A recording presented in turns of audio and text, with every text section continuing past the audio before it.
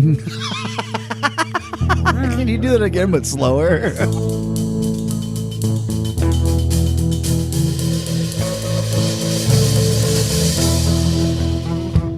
Hey there, welcome to Motorcycles and Misfits. Coming to you from the Cycle Garage in sunny Santa Cruz, California. Hey everyone, this is Liza, and happy Easter. We had yet another good day in the garage today. It looked busy. With snacks. What the heck are you eating? No, put the cat food back. Friskies. Put the cat food Oh, wait. back. Fancy feast. Oh my God. Mike's a fan of the fast poops afterwards. That shit'll Put- go put through the cat you food back. like Come a on. Ferrari. Don't open it. No, Don't don't open open it. Mike It's is just like deviled ham. right. God. He'll be he'll be making. I got a Mikey, toothless cat. What Come are on. you doing, dude? He'll give it a good gumming. He's gonna make a Mikey Roca later. Oh my! Oh my God. And that interruption would be award-winning Mike. Yo, what's up? He's got a new Mike trophy. Marquez. I do have a new trophy. Who's in the garage tonight? My gosh. Joining us on the Classic Girl Couch, it's Miss Emma. Aloha, darlings. And congratulations, you are the most well-behaved in the room today, which is unusual. That is She's remarkable for distracted me. by the phone. I am distracted by the phone. Yep. Yeah. Someone's gonna get Fuckboy of the Year award. I know that much. You know who it is, Mike. Oh, we don't know who it is. Or best fuckboy ever. The only Oriental in the room. Joining Emma on the couch, it's Douglas. Ahuiho kako. Hey, that sounded... Is that Hawaiian, I assume? That is Hawaiian, yeah. Did you make fun of somebody's... No. Oh, okay. No. All right. That was Oriental. Come on, I want to Leia. Now that's offensive. Oh, and of course, Wow. as Mike already said, the only Asian in the room, it's Knock. Shalom, motherfuckers. How you guys doing? Oh, that's right. It's Sabbath, isn't it? Shalom. Mother. Is that your prayer? That's part of my Scarf on? Yes, this is my shamag. Allahu You Akbar. know all the words. All the words. Assalamu alaikum. Ma'ida. Astaghfirullahalazim. We had a great day. We had visitors today. We had many visitors. Jim and Mandy from Georgia. We Yeah. got Hell yeah. bagel. Yeah. And, you know, I found it Yeah. very interesting that Jim had really retained his accent very well indeed. And as Douglas just pointed out, I sorely forgot to mention we have Bagel here. Yes, it is I. Forgive me, I am unclean.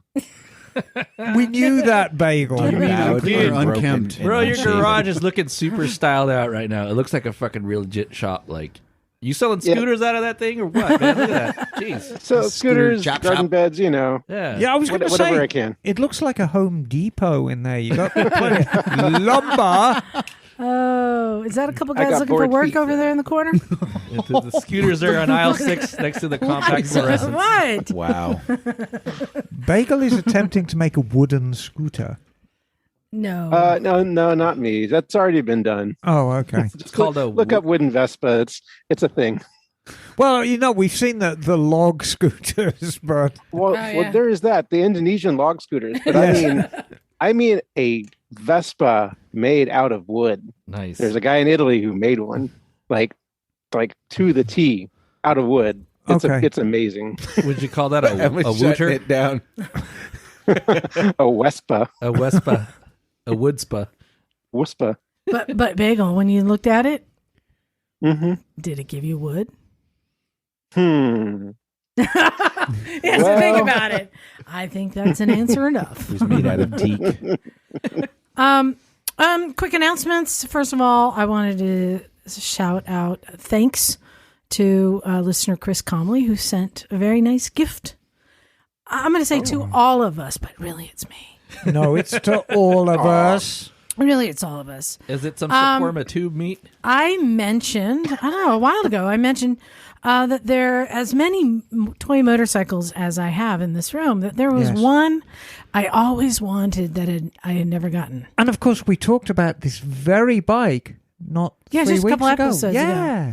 And that is the Franklin Mint Easy Rider chopper. Captain Oh, America wow. itself. Yep. Well, Very cool. look on the wall right there. Oh, son. look at Thanks that to thing. Chris. He sent Whoa. me one. Now I mean, this- sent Wow. us one. Thank you, Chris. That thing's dope. That is That's the awesome. Franklin Mint model. It's a beautiful model. And do you know how you can tell that it's a good... Look at the spokes. Yeah, it's The like all wire spokes. Yeah, I mean, the cheaper the model and nastier the spokes. This thing's got spokes. Well, actually, in shipping, the front wheel got Can I see it? destroyed, and I had to rebuild that whole wheel. Holy So I cow. know how Did it's you balance constructed. I know. Wow. how Oh, it's no. constructed. Spokes, right? Come on, let me see It it. has No. it has working brake levers. Brake lever. Does and it come with a it's pretty tray cool. of kitty litter that they put underneath the bike? Fancy feast. Anyway, so thank you, Chris. Another interesting. I'm just kind of catching up on a lot of the announcement stuff. If you guys didn't hear the lawsuit this on thing is solid. Laguna Seca, there was a ruling. Did you hear about that? Not Oh, remember was the that guy a from like He lost it, right?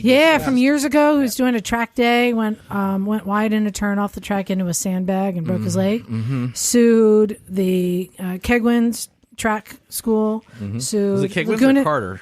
I thought it was It was, Kegwin's. it was Kegwin's. Kegwin's. Sued Okay. Yeah. Laguna Seca track and sued City of Monterey. City of Montreal. And actually, All that the was above. his downfall. He went for the city? What He the fuck went are for you the doing, city of- bro? And I Well- thought he also was. I thought Mazda was included in that because they were sponsors of the Right. track at the time. But no, Right. it was Scramp who was Yeah. managing the Tramp at the time. That Oh. sports car racing but his downfall was suing the city of Monterey because it's the city of Monterey. They're just going to bring in the heavy hitters. They've got more money, and I think the lawyer that he has Yeah. representing him is Right. got a little too greedy about it. Well, and this is Right. kind of I interesting. think, I think the reason was they had a lot of money, but the downfall was they had a lot of money. Yeah. So he sued, saying that it was neglect, that they should have taken up the sandbag. The sandbags were put out for erosion control, Yeah. and they're saying that they should have picked up the sandbags. Scramp said it takes us 2 weeks to put the sandbags down anytime it's going to rain. We can't go and pick them up for every track day. Mm-hmm. Right? So the judge actually said that shows it wasn't neglect, that they were being responsible in that they had put sandbags out for erosion control to maintain the track. It's playing some legal Uno reverse card, huh? Yeah, Is that what so I was happened? like, that's cool. However, Scramp is long gone. Kegwin's, I think, is long gone. Yeah. Yeah. Wow. But so at the time, it was something that was really going to make it hard. Oh, Kegwin's insurance went up 4 times. Like 4 times the amount. Yeah. That may have been what killed him. So it's still, I think it did kill a track Yeah. school. I think Kegwin's, the owners broke off or something and rebranded. well, to another the owner organization had or sold something. it already. Oh, there you go. Okay. And Yeah. he was involved only that he was acting as what do you call it, a witness or something, you know. Yeah. So that one, yeah, that good. I'm glad because I thought that was a little too litigious, if you ask me. Yeah. And then a couple of things. Remember we were talking about last week with all the electric, like motorcycles, the Yes. upcoming smaller ones. Yes. Well, did you see the announcement from Honda, Kawasaki, Suzuki, and Yamaha?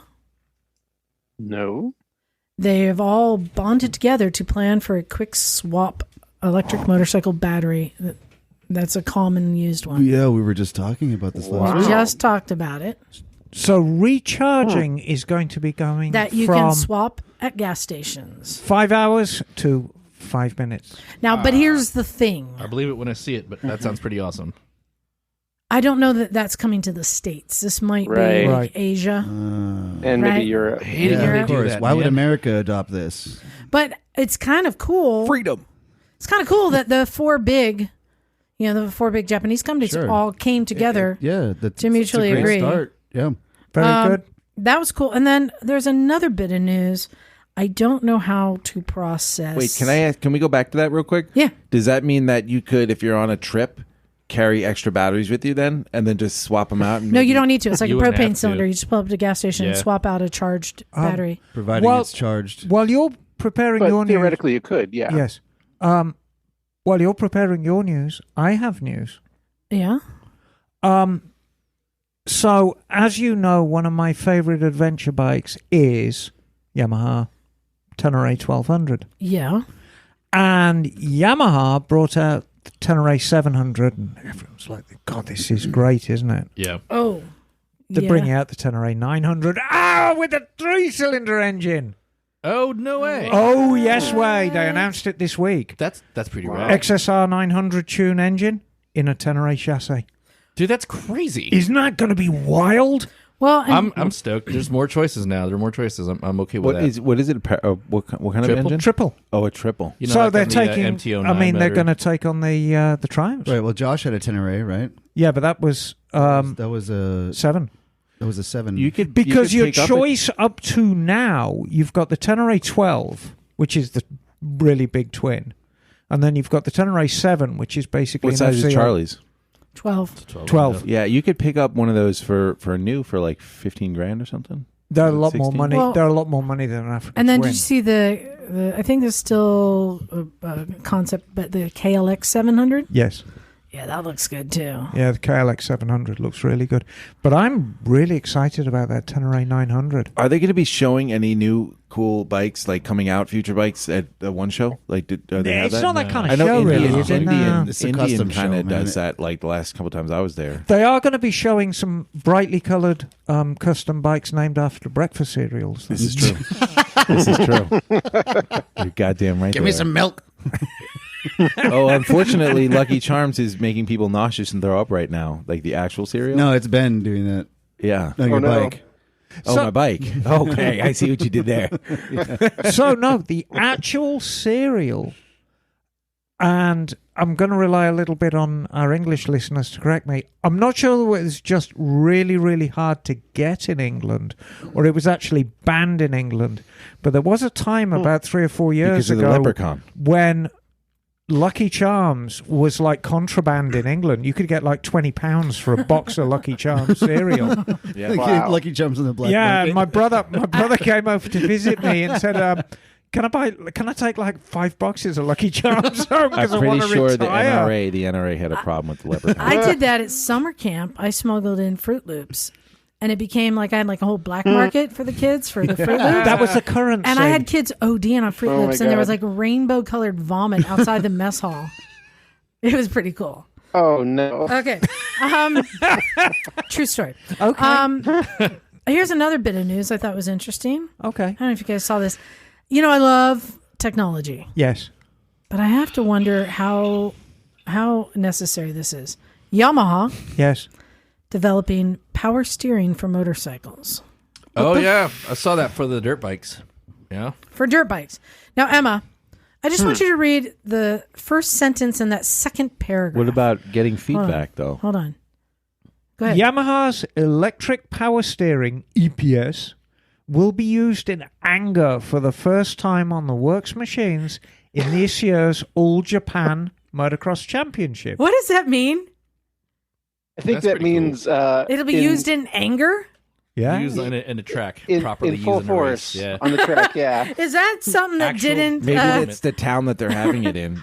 I think they listen to the Cleveland Moto podcast. No, this is I probably saw that. I'm like, this is probably a did that not translate it's right? a translation. It'll be used in issue. anger. Yeah, This has but been That's translated a in- term I have heard on Cleveland Moto. no, this is MCN. No, that's an English Yeah, term. yeah. Used in anger. I mean, used Oh, is it? seriously. That's motorcycle Oh. nut jobs. Yeah, but why would you need Okay. power steering on a bike? I don't know. Because Right. no, because we all think in terms of street. How many times have you ridden dirt, Mike, and you've like, God, this is a workout. You know, your shoulders are hurting. but I mean, usually, but your in the front dirt. end is kind of off. You know, I mean, like you're giving it so much power No, that I you don't mean- have that much like in the front. yeah, there, but if right? you Kind were of a riding you're pro, doing. you are. If you're a pro, They're So is it saying like a steering damper? That's or- no, it'd be the How does that opposite work? of a damper. they're I'd saying imagine that it probably they're saying that in functions as dirt one. riding, anything that can reduce rider fatigue will be a benefit. Yeah, that's cool. Yeah. This Sure, is but adding. how? This is adding weight. You see when you're riding dirt or motocross, like your reaction time is so quick. Your input happens on the fly. I don't see how having power steering.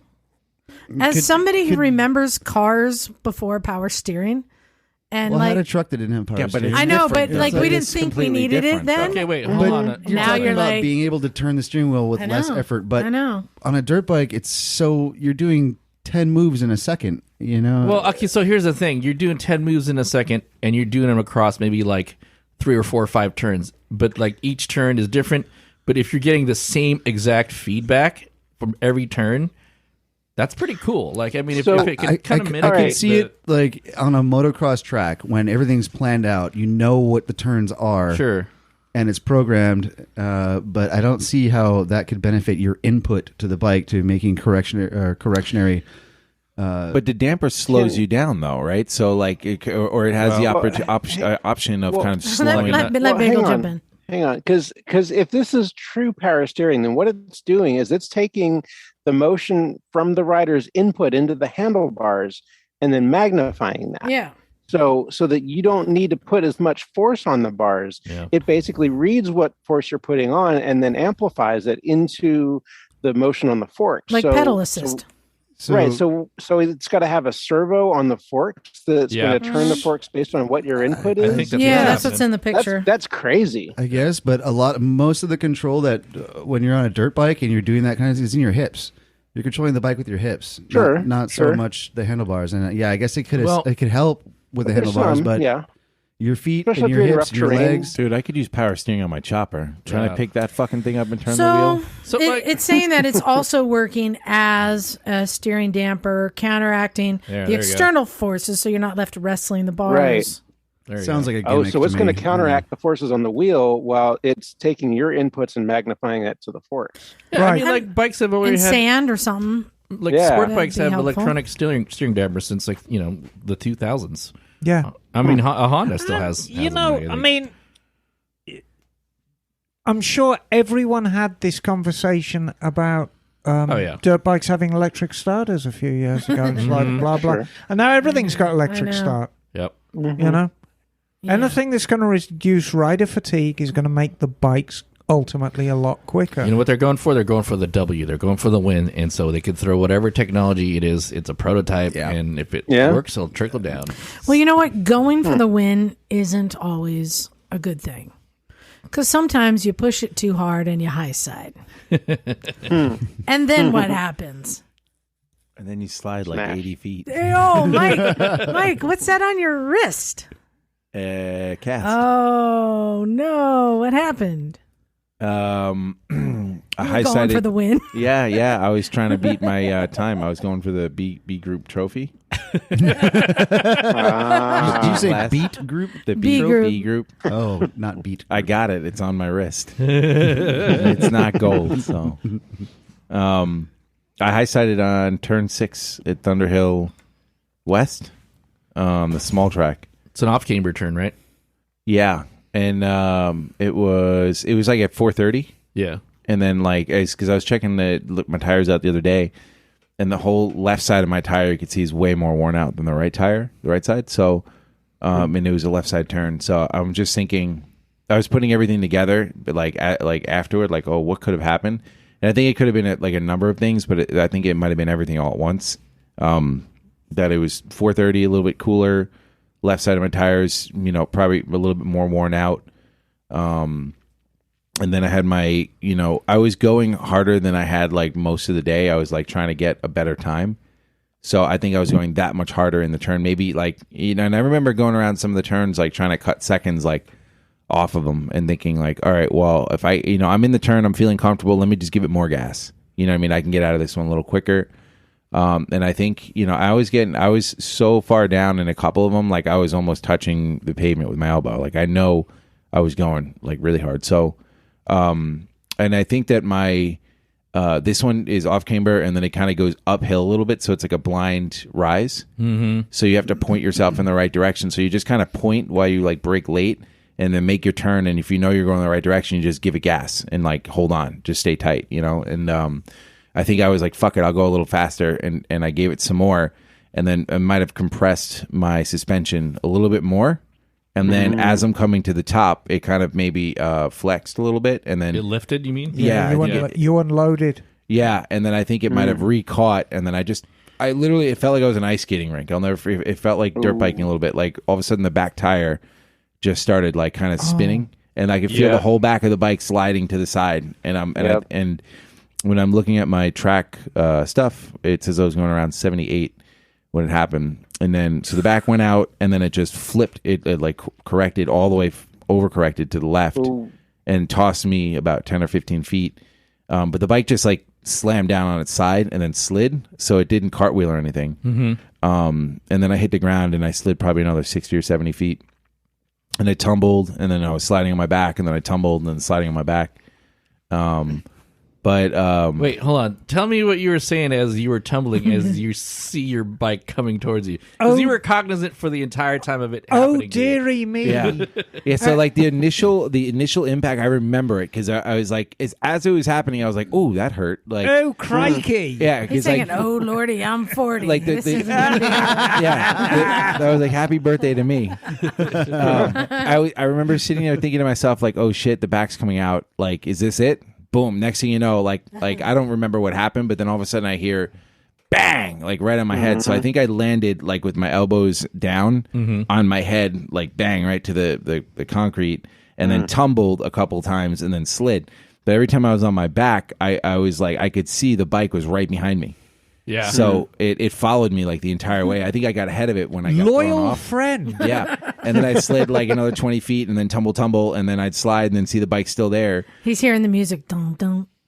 Yeah. Jaws music. Yeah. And I just remember sitting there thinking like, oh, fuck, I hope I don't hit the bike. Because I didn't really know where I was. Like I didn't land on my back and then slide with my feet forward. Now, I was sideways. did your wrist go? Can you remember when you actually hit the deck? Yeah. Or just So straight while away? I was tumbling, I think like the first thing I hit was my head, and I was like, oh shit, I hope I don't break my neck, right? And then I'm like, tumble, slam, and I'm like, oh shit, my wrist, that hurt. And then I tuck my arms in, tumble, and then slam, my foot hits the pavement. So it was kind of like that. Like each time, like it was long enough where I was like, something would happen. So and were I would you using correct the it. starfish method? No. I think I landed like this. Yeah. And then like on my head, and then went to the side, and then tumbled a couple times because the momentum and the speed was just so, there was nothing I could do. Yeah. You just kind of And ragdoll, right? yeah, when you watch GP, you're like, oh, the guy slides off, and he's like standing up while he's sliding, or he's going for like 100-something feet, and he's just like sitting there reading a book, waiting for it to come to a stop. That was not my experience. Maybe it's time to go to gymnastics with your kids. Yeah, Working on we do kids yoga. We do cartwheels cosmic, and- Learn how to roll. cosmic yoga in the living room. Somersaults. But the important thing, Mike, you're okay aside from the cast. Yeah, so The important thing is the bike is okay. yeah, so I saw the flag guy. So like, and then I hit dirt, right? Yes. And like I stopped really quick, and I think that I was still going really fast when I hit the dirt, and that was like a quick stop. And I remember like getting up on my knees and being like, thinking the first thing I was like, well, if I lay down, they're going to send an ambulance out. Let me see if I'm okay. So I just stood up real quick. And I'm like, okay, like I'm not dizzy, and I'm like, and I go to step, and I'm like, okay, my foot hurts a little bit, and my wrist hurts, my hand hurt. I didn't know what it was. I was like, this side hurts. Wait, Then I can, look can up you at do the- that again, but slower? Yeah, I look up at the flag guy, and Nice and he's slower. looking at me like, you okay? And I'm like, I'm good. Don't call the ambulance. Then I said, should I come back over there behind him where it's safe? And I look over, my bike's in the dirt, so I'm like, all right, it's safe, no problem. And I start like kind of limping over there, and the guy's mouth is wide open when I get closer, and he looks at me, he's like, he just paused, and he's like, are you fucking okay? And I could tell by the look on his face Yeah. that it was probably a lot worse than I looking Maybe because he knows than I you're had 40. experienced. No, I don't know. And then I asked him, I was like, well, what happened? He's like, that was a high speed, violent high side. And I was like, high speed, violent high side. Wow, those are. So those leathers like- you bought really came through, huh? Yeah, so That's some Yeah. real biker shit string of words you got and then there. he's like, That's what are you what they're riding? A for. 400? He's like, you high sided a 400? And I was like, yeah, I guess so. I mean, Now, do you have the airbag? yeah. So I had what I was Did that wearing. work? Yeah, I had Alpine Ooh. Star boots, track boots. I had a Mythos custom leather tracksuit. I had a AirTech 5 race and street vest, and I had bell helmet, and I had gauntlet gloves. And I swear, like when I got up, I could feel that I was all puffed out from the airbag. Welcome to my life every day. Yeah, but I also remember, like, as I was tumbling, remembering that, like, oh, like I'm not getting as hurt as I thought I would, like with all this stuff going on. So the minute I got up, I was like so grateful that I had on the gear that I had on because So did the air vest make a big difference? everything. That's It was good to fucking hear. everything. My entire upper torso, where I was taking all this stuff, Yeah. like not a scratch on it. Like, and it was just the points where, you know, that stick out, like my shoulders because I'm tumbling. Yeah. My elbows were fine. Like my Right. Mythos suit has like an elbow that goes all the way down to here with like really soft stuff in it. And I'm slamming my elbows and my elbows are good. Like everything on me with everything that happened, like the only thing that happened was something that was like not preventable was the momentum of me spinning. And I just remember slamming the top of my hand right into the pavement. And that's what... Now, and nobody was laughing at you? Nobody was around. Is I beat everybody. Nobody could keep up with me. So Is there's this no one around to laugh. is this the vest you got on Ben Good that just blows up 2 sex dolls? No. No, okay. 3. No. But Yeah. so Three. One on the back. we were watching footage from your GoPro, Yeah. and no shit. So there's 1,000cc bikes on that track. There's RSV 4s, there is Gixxer 1000s, there's CBR 1000s. This clown is going past all of them. Yeah. And it's Nice. all technique. Most of them. Guy was Yeah, ripping. you were just carrying the speed through. And that's why I'm surprised you Well, highlighted because you had a more just consistent Right. speed throughout. Yeah. And so that's what I'm saying is that like, so I'll just back up real quick. That day, it was a long ride away. The last track day I did was like a month ago at Sonoma. And I remember the entire track day, I was thinking to myself, like, fuck, I can't get body position right. I just can't, like, nothing feels comfortable. Everything feels wrong. And it wasn't until, like, the last 2 sessions where I started to really loosen up and find a good groove. And I was concerned because Sonoma's only 45 minutes away. It's a big track, a lot of straightaways, big turns.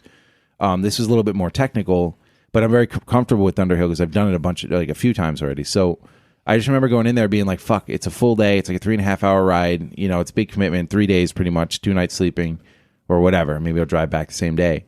And I was like, I hope I can get the most out of the session. Right. And from C group was where I started.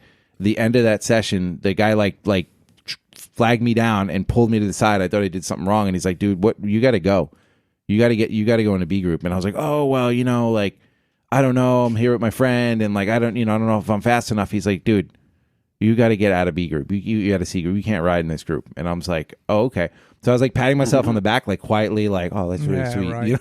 Mr. Swollen Head. Yeah, you're just eating it up. Yeah, I was like, oh, poor me, oh, little old me in B group. Like, I was like, okay. I was like, okay. So they put me in B group, and then I remember going through the day, sitting there thinking, like, does everyone in B group know something I don't know? Is there like something on the track, or is it like still too cold out to be pushing it this hard?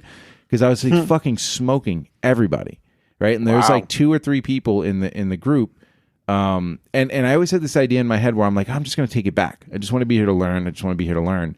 But at some point, like when I'm getting stuck behind 6 guys and these guys are like pretending to get their knee down and like doing all this bullshit, Yeah. in their ear, and yeah, I get you. I'm like, oh fuck this, dude! Like I could go twice as fast as you around this turn, so I start doing it, and I have race chrono for my lap timer. Mm-hmm. It tells you everything, max speed. You have to do tons and tons of data. So each time I'd come in and be checking my thing and see my time, and I was sharing it with one of the guys next to us, and he's like, "Oh shit, like a 138." He's like, "Dude, that's like an almost A group pace or something like that, or like high Wow. B's." And I was like, "Are you fucking serious?" Like I know no reference, and I was like, "Oh damn, dude, I must be good." You know what I mean? So Hey, I'm just riding. yeah, I was No, been going it's- fast. yeah. You know, the thing I was so impressed with the GoPro footage, you know, the really, really quick guys are smooth, and you were smooth. Yeah. You know, there's no jerkiness, there's no messing about through the corners.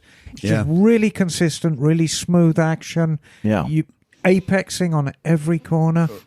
Well, and We watched maybe like half an hour, 20 minutes of that track day. Yeah. A few videos, and I really liked how you were able to articulate exactly what you were doing Oh, you know what you're and doing. your line and your the other riders' lines and what they're doing and the way that you know the turns. Yeah. and how to approach them. That was really cool. The thing I liked is you're like, so here's what I know that they're going to do. I know that they're going to break early, and then they're going to cut late, and then so you knew your path to take through them, and then here they're doing what you predicted they're going to do, So, which is kind of cool. So here we are right now. You've got that cast on. So you're going to have that cast on for how long? As soon as I can get the Dremel to cut it off. Oh, wait a minute. I got it. Well, no, hang on. So, in 10 days, Can opener. At the one show. at the one show, Yeah. you're going to be wearing the cast. Now, to all of our friends and listeners who are joining us at the one show, You're being volunteered for something, Mike. Tor, You gotta sign it. when you actually get into the one show, Tor will give you a Sharpie, your very own Sharpie, so you can vote for your bikes. So what I would like you all to do is go up to Mike and write messages of support on his cast. Put a dick on his This is forehead. this is your chance. Oh, you're saying that Yes. this isn't my cast. I'll This is the bring some- Motorcycle I'll bring some Misfits listeners Sharpies. cast. This is Yes. your chance People's Choice Award cast. to show how much you care for Mike. Write messages of or just write messages on his cast, and it could be the greatest thing ever, Mike. So what's your rider number? Mark Marquez has got 93. What do you got? Freya's birthday, 210. Nice. Nice. Yeah, and then I have like Pegasus on my suit, flying horse. Oh yeah. You know, Cool. because that's me, it's a flying horse. Because I'm so big on this little bike, you know what I mean? It's like, how does it fly? You know? Gorilla. But, yo, I gotta tell you some other funny shit. Is that like it was fun to rip past these people because I've had that experience too, especially on my 1000 when you'd see like a KTM 390 just like double the speed on the turn and ripping past you on the inside, and you're like, what the fuck, dude? Like, so I'm that guy, but like I'm big, right? So I'm on this little ass bike, and then these people are seeing this yellow and blue blur just ripping past. It's And like a clown on those little tiny bicycles, you know what I mean? and what I did was I started checking some other shit out to see, and like there'd be like a couple of other people riding, you know, pretty good paces, and I think I don't really have a reference again, but somebody told me, and then I looked online. Yeah. But my best time was 133, and I'm like, holy shit, dude, that's like somebody was like, yo, you did that on a 400? I'm like, yeah. So I was just so stoked on it, and the thing is, the whole Saturday, right? I'm in the hospital Saturday night. Because I got up and I was like, I went to the medic and I was like, yo, can I get some ibuprofen? He's like, well, we can't give it to you. I don't think they did a really good job there. But he's like, I'll tell you what, you should probably go to the hospital and get an x-ray before you go home, before you take any ibuprofen. And I was like, you know, we got a long ride. My thing's all swollen up. And I was like, whatever. So it turned out I did go to the hospital in the Willows Glen something or other hospital. Airlift place, yeah. Yeah, the little tiny hospital. They were the most fantastic hospital I've ever been to.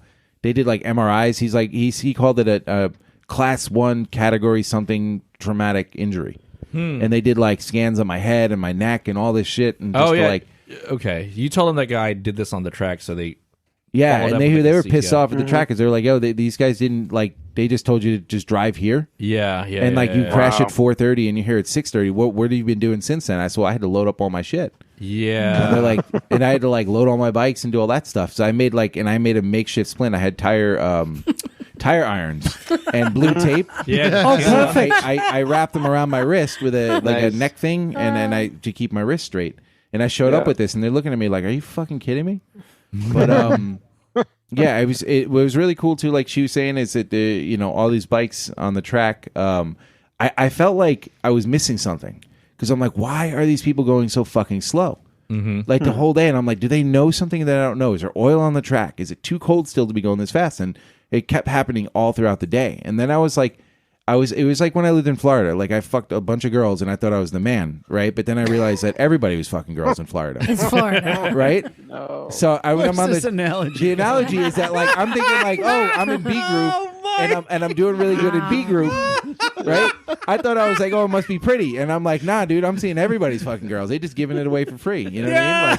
Like you don't even have to talk to them. Florida girls. That's amazing. right. That's right. Dade County, but. All you got to do is buy him a blue drink. No, but I'm thinking like maybe there was a bunch of people who saw C was full and then just sign up for B or something. Yeah. Like I couldn't pump. Was there a myself lot up of that people in much. B group? How many people No. would you say? Okay. Maybe like 15 or 14. Okay, that's- C group had like 20, like 26. Yeah, that's 27. All right. Yeah. So it was like your traffic the entire like every fucking Yeah, that turn. sucks, dude. So- I don't like that. Yeah, Um, but bike's good. But you and that broke was your going to wrist. be my next question. Anything I can do to help you with the bike? No, I literally. Do you remember the clip-ons? Yes. It was kind of it Turned. got turned a little bit. I just loosened it up, put it back where it belonged. There you I had go. the Woodcraft things. I put a new peg on there. That's Yeah. good. And I'm just going to change out the slider that I had on there. That's Yeah. it. The bike looks Nice. like fucking nothing happened. Is it rashed Great. out? Wow. You're No. good? No, didn't even touch the plastic. Nothing. No. That's I'm pretty cool. shocked. That's, Cool. I that's grinded awesome. down the castle bolt on the rear axle. Yeah. Perfect. So I just ordered a new one from Honda and a new bolt. But whatever. Aside from that, the bike is. I mean, I got and another this crash won't in it. thwart any of your plans. No, How's your confidence? fucking excellent. So That's the most important part. yeah, so here's what the cool thing is, right? And I was sitting there. Marie was like, I was glowing in the hospital. All I could say was like, dude, 133. They're like, what does that mean? You were going 133 miles an hour. I was like, no. That's my track time. I don't think my bike goes that fast. That's but- great though, because a lot of people crash and their confidence dips No. insanely. But your confidence, this story is inspiring. Yeah, I can't wait to go So- back and go on with fresh tires and see if I could beat that time. So I was going to say, how are you going to sort of mitigate the chance of that not happening again? I'm probably gonna like Fresh tires? Bigger glove. fresh tires. I'm gonna probably not do the first and last session. I'm gonna monitor Good call. my tire temperature a little bit more, Right. and my pressures. Like I was pretty good with the pressures, but What are you running as pressure? 32, 30 hot. Hot. Yeah. Okay. Yeah. Or wait, 30, 28 hot. Sorry. All right. But here's the crazy thing, right? Marie was like, "Why?" I'm kind of upset that you're not really more bummed about this. Look at your arm, blah blah blah. You can't even scratch your own ass. And I said, "Well," I said, "I'm fucking so stoked. I hit a 133. Like I hit 133, 133." I just kept saying, It would have sucked if you were So- sucking and got hurt. Would you do it again for a 132? "Absolutely. I would do it right now if I The whole could move my second's wrist." an eternity, man. Cut it off. It's huge. I got like 4 seconds back within like 2 sessions. I couldn't fucking believe So it. you're gonna go for Oh, A group? Maybe I'll start in B and see if they'll move into A. Yeah. But what I'm really stoked about and what really made a big difference to me was that I didn't panic brake and lock the front end up and low side, right? I didn't not look through a turn and panic and drive off, right? Because when you're driving around, if you watch some of the videos that I have, you see it's like a graveyard. And you could see it's always in turn 4 and 6 where you could see the marks where they go right off the track because they panic or they do whatever they do and they low side and slide off. And so Did you? Because it's a tough turn. It's good to say that. I think did you unplug your mic? Yeah, your mic is not on. Yeah. Check one. There you Okay. go. There you go. So you fought for the turn. You kept fighting for it, huh? yeah. You can't. That's good. Yeah, I That's went always down good. fighting, and Yeah, that's what it was. It was like it was victorious. I was like, it sucked. I'm in the cast, but I'm like, fucking Because you I don't feel like I you were fucked up. in the zone. That's what you want. yeah. The zone. The crash The is Xander zone, the price you Triple pay to be X. in the zone. And I have a the question. Xander zone, Yeah, the dander zone. the Xander zone. Taking us back to 2005, Mike. Yeah, babe. So I have a question. Mike, are you looking at the suspension as well? Because you were saying that when it high sided, it was like a compression thing with the compression, the suspension compressed and then unloaded, and that kind of threw you off. Do you think that there's some way that you can set up the suspension differently where it'll respond in a more predictable way? Yeah, so it's a good question because they usually have catalyst reaction or a suspension tuner at the event, but there was none there that day. So basically, what I did was I had it set up for Sonoma, which has got like big elevation changes, a lot of G-force, like at the end of carousel and all this other shit, which it was kind of set up for at that point. And then when I spoke with the owner of the Track Time, he was saying he's like, we don't really need to adjust it too much, but we went over a couple of things. And I had slipping on the rear tire in like the 3rd session. And that's when I went to him. Did you know specifically which turns? Like, Yeah. Okay. Yeah, It it happened was in- consistently at certain turns. It was in 4. And I was Okay. like, I could feel the back going like this a little bit. Yeah. And I was like, I bet you I need to like loosen it up a little bit or whatever. I knew it had to be that because the tires were good at that point. Yeah. Like increase the rebound or something? That's right. Yeah. So I went out with him and we fucked around with it a little bit. And then I didn't have that problem all day. And I was running really great times. And then all of a sudden, come 4:30, like I consciously was like shaving a second or 2 or 3 per lap. Yeah. So I knew I was pushing it that much harder, and I know that like at that point I hadn't been doing that all day, and then now I push that suspension to that next place where I should have adjusted it prior to. Yeah. Exactly, because you were pushing it so fast, the suspension wasn't reacting fast enough for how you were riding it. At that point, yeah, because I was consciously like cracking it open. I'd be like, I'm going like 74 usually in this turn, and like I think I can hit 80. Right, so I'm going 6 miles an hour faster. I'm compressing that much harder. Yeah, Right. Yep. And then you have like the tire wear and all that shit. So Right, and because you're riding faster, you have to react faster when you're going into that turn. And if the suspension is not there where you need it, it's things just still up in slow the air. fuck down, dude. It's crazy. Yeah, right? But I tell you, when you're going that fast, it feels like things start to slow down. Like me and Doug were watching on the video, and he's like, "Oh, you're gonna like hit that dude." And I remember remember that moment. Right. Yeah. It looked like you were gonna you had him, Yeah. and then he kind of blocked. He went out of the shot, Yeah. and then blew past you, and you're like, "No, I didn't have him." Yeah. And it'd be like these kind of moments when you're going where it's just you're following the line. Somebody might do a block or something like that, and then you like come up with some sort of workaround, or you pace them for a lap and see where they're not strong, and then you take them. And for me, most of the places were like outside turns, outside passes. There was a lot of outside passes on those videos. Like I'm going like 15 miles an hour faster than these fools, like on their big bikes. Yeah. Like outside, just like ripping and then coming back into the apex, and it was that like means you've got a serious, like 15 miles an hour is a huge delta, especially in a turn. Sure, yeah. And it's like it's not like I'm like crawling to get faster than them. You just like I'm just like passing them, like they're like This they're is in stopped. Class B? Yeah, Wow. That's awesome. I said what I'm saying. Like It I was was- like, damn, dude. Like I'm happy about the weekend. I It, got it was nothing to just complain about. it was just like Florida all over again. That's wasn't right, it, Mike? bitches everywhere, giving it away for free, and except these bitches with Gixxer 750s. Oh! and CBR 1000s, just giving it away on the track. You know what I mean? Usually how that works. Oh my I thought it was just old people that drive their cars, look it up With their mouth open, they're like zombies. Right? You're like, how is this? Yeah, this That's person's too. dead. Well, I'm glad to say to hear that you're pushing the limits of your bike and your ability and your decision making skills, which is nice. Yeah, And you didn't get fucking too brutally punished for it. You know what I mean? That's Well, I think it's that's 'cause life, though. You've dude. made That's, you've you made know. some good decisions. You've Yeah. got the right bike right gear. and the right gear. Yeah, it sounds like a good combo. I'm so stoked that wasn't a CBR 1000. We've got Emma Yeah. with the mystery Yeah, you got the weird- beverage. We're gonna share this. weird I apple guess- soda. That's way Knock too you much. on some of that? Yeah, Um, I bet you it's like We have to- 90% sugar. force feed I have this no to Mike. idea what. Yeah, it How it looks like tastes. somebody. If you saw where this thing was actually positioned in Liza's fridge next to the baking soda, and like the moldy All the cheese, way towards and the then back. there's like this bottle of stuff. Was Hey, it? Emma, Was it? I got Next, to use this. She's like, "Do you want some apple soda?" It's like it doesn't say apple; it says stuff. It just says bottle of stuff. So I'm double fisting this shit. Yeah. Who wants next some? to the moldy cheese. All right. I'll what, take it. how, Pass it to how is Emma. it? Pass it to Emma. Pass this it's to called Mike. a mundette. Oh, yeah. Yeah. You're Oh gonna my be in god, debt. that is laden with sugar. That's usually how they work. Oh my Here you god. Liza, what's next on the menu? What's next? Oh on well, the- I Thanks, had thanks an for sharing I that. had an incident at Mototown. Oh, you did? Oh, Yes. Was it a good or a bad Your incident? pants- your pants drop- are dry. You didn't drop my bike, did you? No, I didn't drop your or anybody else's bike. However, if you listen to this podcast regularly, you will know that I do have a history of setting Triumphs on fire. Oh, no. And no. And putting green sapphire fucking air things on the air valves. yes. Oh yeah, that's right. You got the limited edition Sapphire. Yes. So I set a Triumph on fire.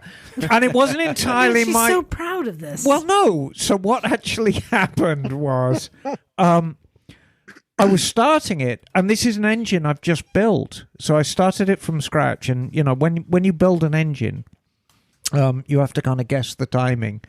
And I guessed it wrong, and it coughed back, and it set itself on fire.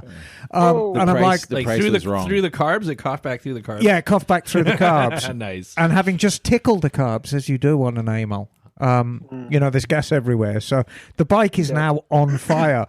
And I think, oh, this isn't a problem. I can pat it out.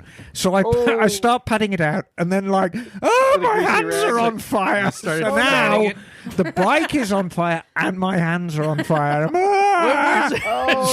Where's your fire extinguisher? Well, that's a very good question, Knock. And so, I realized you didn't have It's one. in England. no, it's fortunately, I had an inkling that it might do this.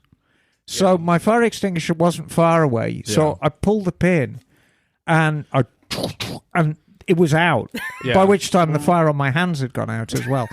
And it was this peculiar, like, pale yellow powder. Yeah, that's a pain in the ass to remove. Oh, it's awful. It went everywhere. And it's very abrasive on your throat as well. Yeah. So I had to It drink went lots on of... my bike, didn't it?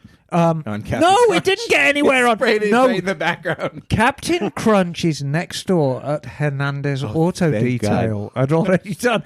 But I mean, God almighty, what a mess. And it put the fire out immediately, of course. But it was... I really need to stop setting Triumphs on fire. Yeah. Yeah, You it's know? recommended. So that Wait, was... what Triumph is this? I, It's one of the classic It's called the bikes. Hellfire. yeah, it's It's an older bike. Like it's Triumph not like a newer Hellfire. bike that does that, right? Like, No, the new ones do set themselves on fire, but for different reasons. Right. Electronically, they do that. Yes.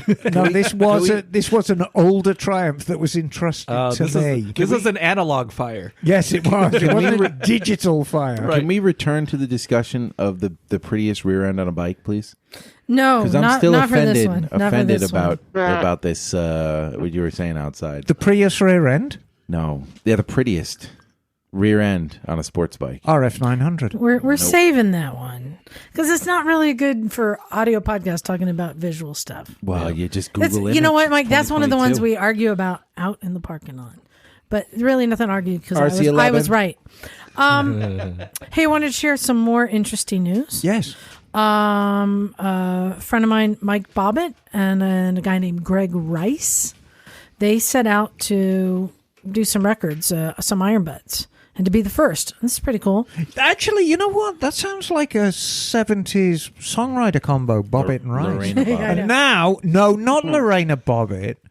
No, Bobbitt and Rice. And here's the latest from Bobbitt and Rice. So first, they completed this to do the first iron butt from border to border in Mexico, and they went from America to Guatemala, Okay. 1,410 miles. That's quite a in jaunt. under 24 hours. Good Lord. Damn, that's a. What are their average speed? It's not stated. Yeah. Not stated. How many federals do you have to No, pay that's... off? Well, yeah, that's that you know, is- yeah. That's But they were about- on GS 1200s. That averages 55 miles an hour. And maintaining 55 miles an hour as an average over Or- 24 hours takes a lot of doing. They were on GS 1250s. But they weren't done there.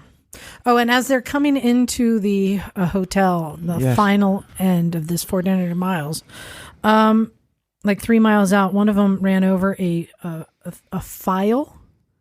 They literally got a metal file. 6 inches of a 3-sided file shoved into the tire. Oh, shit. Oh, They had to man. stop and patch it twice to make it the 3 miles to the hotel Oh my god! because it was yeah, such that a works. big hole. That's usually how that works. Oh It my! kept blowing God. out. So then That- they I would have ridden it on the goddamn rim. Yeah, right? Yeah. Is it tubeless? The GS 12? 1250. Yeah. Yeah. But that was not. Wow. So then they had a day to rest, 24 hours to rest. They tried to get a new tire. They couldn't because then they were setting off to go do another iron butt across, I guess that's, what's that, Central America, Yeah. right? So their goal was to make it to, let's see, they were going to do Nicaragua, Costa Rica, Guatemala, Honduras, Nicaragua, Damn. Costa Rica. I don't know if I have those all in order. And they didn't complete it in time because border crossings killed them. One of the Wow, border okay. crossings took 2 hours. Mm. Yeah. And Yeah, then that's rough. unfortunately, when they got to, I think it's, they arrived at the Costa Rica border at 2:30 a.m. to find a sign that says border opens at 6 a.m. Oh yeah, that's That's not cool. unfortunate. Yeah, it sucks. Yeah. And so they were set up a little camping in the parking lot, which turned out to be right in front of all the vendor spots where all the vendors store all their goods. So like they said at 4:30 a.m., all these people started showing up and pulling stuff out of the vendor spots and kept waking them up and making a move, and yeah. But so that thwarted it. But they did 744 miles in 19 hours in 3 countries. Pretty cool attempt to do. I mean, especially anyone who's traveled down there, border crossings is hard. You never know what you're going to get. Mm-hmm. Yeah. With a little planning, though, making sure you don't cross at night, maybe it could be done. So, did they ever make it to Panama? Panama. So yeah, shout out to them but still going across Mexico Yeah. That's a big deal. in 24 hours. That's like drug really runner cool. shit, though. Like in America, it's like, yeah, it's a bunch of people fucking off trying to like make good time, but like in that region, you're like you're carrying fucking heroin. I know it. You're like there's bales of cocaine in your tire. God. That's how that works. Yeah. Hey, I put out a call to our listeners for some tell me why questions. I said they could be technical, personal, philosophical, anything at all. And we got some in. The first one Yes. comes from Tad, and he says, tell me why if the function if the function of an intake on a motorcycle is to suck in air and the exhaust is to get rid of it after combustion, then why isn't the intake in the front and the air and the exhaust at the rear? Too much air. Yamaha's got one of those. Yeah, I mean, depends on the bike. no, I mean, Yeah. so reversed heads have been around for a long, long time. But if you think about it, You want to cool it down too. well, see, here's the deal. Which side of the engine runs hotter? Exhaust The side. exhaust. Right, so you want the exhaust in the airflow to cool that off. Plus, are you feeding raw air into that or filtered air? Nope. Are you feeding raw air or filtered air into the engine? It's Usually filtered. filtered air. So you're going to stick a giant airbox right on the front of the bike. Remember when we were talking about a long time ago, we were talking Yes. to Luke, who designed the batteries for Zero, Yes. and he said an infernal combustion engine's goal is to make heat. A byproduct is power. Yeah. Yeah, so I can see that heat management would be a big part of that, right? Right. I mean, I don't necessarily buy into that. And we're going to talk a little bit more about this way of thinking later in the show, is providing the worst example. Internal combustion engines aren't as inefficient as people would make you believe. But nevertheless, back in the day, we actually did a lot of reversed heads on Triumphs, and they look cool as hell. Was that the name of your horse back in the day? Yes, Triumph? Okay. clippity clop. Yeah, thank you. But you do a reversed head on a Triumph, and of course, you'd have the carbs sticking straight out the front, and then the exhaust sticking straight out the back, which was absolutely fabulous. No real power gains, but it looked cool. Well, and you look at like air intakes, like the Kuryakin Hypercharger. I mean, that's just a big scoop out there. Scoopy, Yeah, yeah. getting there. No, so yeah, it's oh, this is horrible. I'm using some chapstick that is sold. It's like a glue stick. Now my Oh, Oh, no. that's the Suzuki. That is a glue stick. That Maybe it is is a the glue stick. Suzuki Oh, shit. glue stick for I gluing your glued my- mouth together. oh shit. That's actually You're not the first one to do that, I it's think. actually thread lock, by the way. It's not that was a chapstick. bad move. That was a bad move. Emma, you have one there to read? I do indeed. And this is from Joe in Columbus, Ohio. Tell me why minivans still feel like a second-hand method of transport for motorcycles. My minivan and my harbour freight trailer with a shit ton of Loctite has been the best combination of transport to date. Yet I still feel like a second-class citizen when I transport motorcycles. I can haul 2 motorcycles, 1 dirt bike and 2 bit bikes, and sleep in the back if I have to. At vintage days, if I'm not appropriately drunk, I have to sleep in there because the inevitable a-hole who at the stroke of midnight lights what sounds like a stick of dynamite. Will minivans ever be cool? Will I boo-hoo peace out? I think that's the only way a minivan is cool, right? Is when you're That depends on the towing some cool minivan. shit. Yeah. Minivans are cool, though. Is this one that has the windows all the way? Because if it's like a cargo van, I have one word to make any cargo van cool. Yes. Bubble window. Oh, yeah. True. No, I think he's talking about like the sort of Dodge minivan, you know, the Caravan. yeah, the caravan kind of Soccer thing. mom. Yeah. Wait, Joe, didn't, I've got good news and bad news, darling. You sound very, very cool, and you sound like a wonderful human being. Minivan's never going to be cool. Wait a minute. Didn't Chrysler make some crazy overpowered V8 fuck off monstrosity back in the day? Durango or something. There's something like that. There was some souped up minivan. Yeah, I mean, it was like a minivan, but they put a fuck house motor Minivans in are it cool. or something. No, the only cool minivan was the Oldsmobile. Astro. No, the Oldsmobile. No, wait a minute. An Astro is a van. It's a van. It's not a minivan. We're talking about minivan. like the I sort thought of it was a minivan. Yeah, Astro's totally a minivan. It's a minivan. Yeah, that was So- Ford's answer to the Chrysler minivan.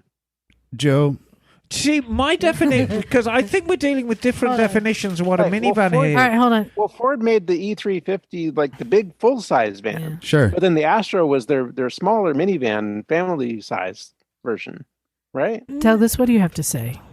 I have seen a Prius tow a trailer with motorcycles on it. So your van is cooler It's than the certainly Prius. cooler than a See, it's Prius. not cool, but it's cooler than. But no, I think we have different definitions of what actually a minivan is, because you've got like a smaller vans, which is like an Astro or something, which is actually a van, but may have windows in it.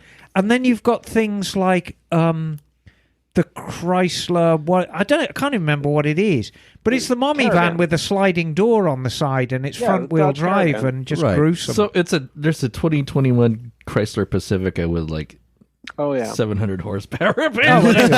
yeah. What the fuck? Well, there's dog? that too. You know, they in the late 80s, early 90s, they were making cargo van conversions to family vans, and it would have like 3 rows of seats, and Right. the seats would fold out to make a bed, and that was your family's excursion mobile. But you guys are missing And the that- obvious. What? Because it's not just the van we're talking about. What's attached to the van? Trailer. With? Puppies. The pussy magnet. Loctite? No, he said he has a trailer with hitch? motorcycles. It's Right. cool. Yeah. Full stop. Well, yeah. Full stop. Anytime you attach motorcycles to anything, it gets cooler. You've completed the task. Yes. You've now made it cool. Right? Right. You can make it cooler with a bubble window, just saying. Right. All right. This one is from Leslie in Kentucky. Hello, Leslie in Kentucky. Tell me why you all are so cool and make me so happy. I love listening to you guys. Oh, that's not true. You're just drunk. Oh, that's easy. Yeah, that's easy. Drunk emails. Yeah, you've No, just. kidding. Yeah. I think it's the same answer because we have motorcycles attached to us. Exactly. The fact of the matter really- is, that's the if truth. you were to actually take away motorcycles from each of our lives, we'd just be very immature, sad people. Yeah. I'd be a musician And like artist. only He'd be a plumber, nut and bolt salesperson.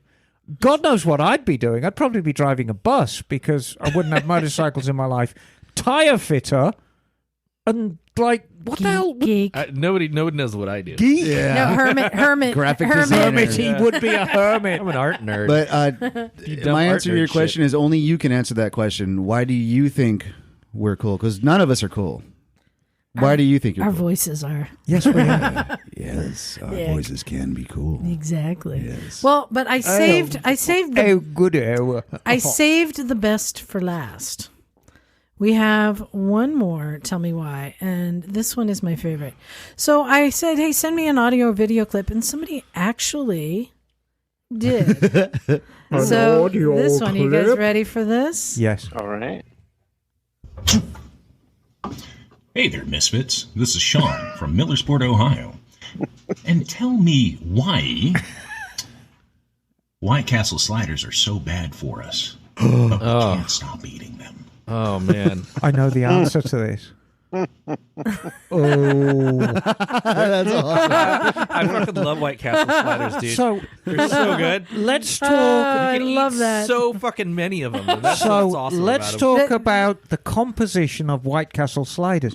So White Castle sliders are there's a lot of starch, carbohydrates, and fat within. Sauteed onions. So that it's all terribly bad for you. But do you know why they taste so good? Because there are holes in the patty. Yeah, do so you when remember you when they did actually that? steam, yes, so that the meat flavor. No, it's so they can give you less meat but charge you the same price. Oh, I I thought. remember being a kid when they put that out, like, oh, it's cool because we do this, and they had the picture of a cow with holes in it, like a pretend one. And they're like, oh, the new burger from White Castle. And I'm like, dude, they're giving. I remember as a kid being like, oh, so you're getting like half the burger for the same price. Well, you see, that's what makes you cool and smart. You see, I thought it was so that the bun steamed evenly. I just remember being like, dude, Well- that's a scam. I thought Give me the holes rest of were the because holes. They slid the burgers onto rods, like, and they got a whole stack of burgers on the rod. Put it in the steam machine. They Anyway, steamed like 100 of them at once. darlings, we live in California, and I'm afraid White Castle is a very poor substitute for In-N-Out. Fight me. So, like, you could go to I'll join Safeway you. and get White Castles in a box. We sell them at Costco. Right. Yeah. But you can't get in and out in a box at the Safeway and cook it up in your microwave. No, Yeah, this is right. true. Because Right. I have a White Castle story, actually. oh, do you really? I do. Does it involve rainbow-colored throw-up? No. Does it involve Harold and Kumar? No. So, I tried White Castle once. I was on one of my trips to New York. I used to go to New York for the weekend to go see shows and have fun. Okay. And actually went with Cindy Creech from the Varsity Rides. And we were like, well, we're going to New York. We're going to see shows. And we're going to eat at some really great restaurants. I'm like, okay, cool. Cultural So establishments. I was looking up like what are like the best restaurants, and I made a lunch reservation at Le Bernardin, which is this like 3-star, like really high end French restaurant. We were very excited about it. But our friends wanted to stop in at White Castle as soon as we landed. And I'm like, well, we're going to this very nice restaurant, so I'll just eat one. Just so I can try it. So I ate one White Castle, and then we went to this lunch, and Cindy, she got like steak tartare, I got lobster caviar. It was really extravagant. Baller shit. Except I kept burping White Castle my whole meal. And I was like, are you kidding me? All I could taste was like cheap meat and onions as I'm eating my caviar and lobster. Well, that's the holes.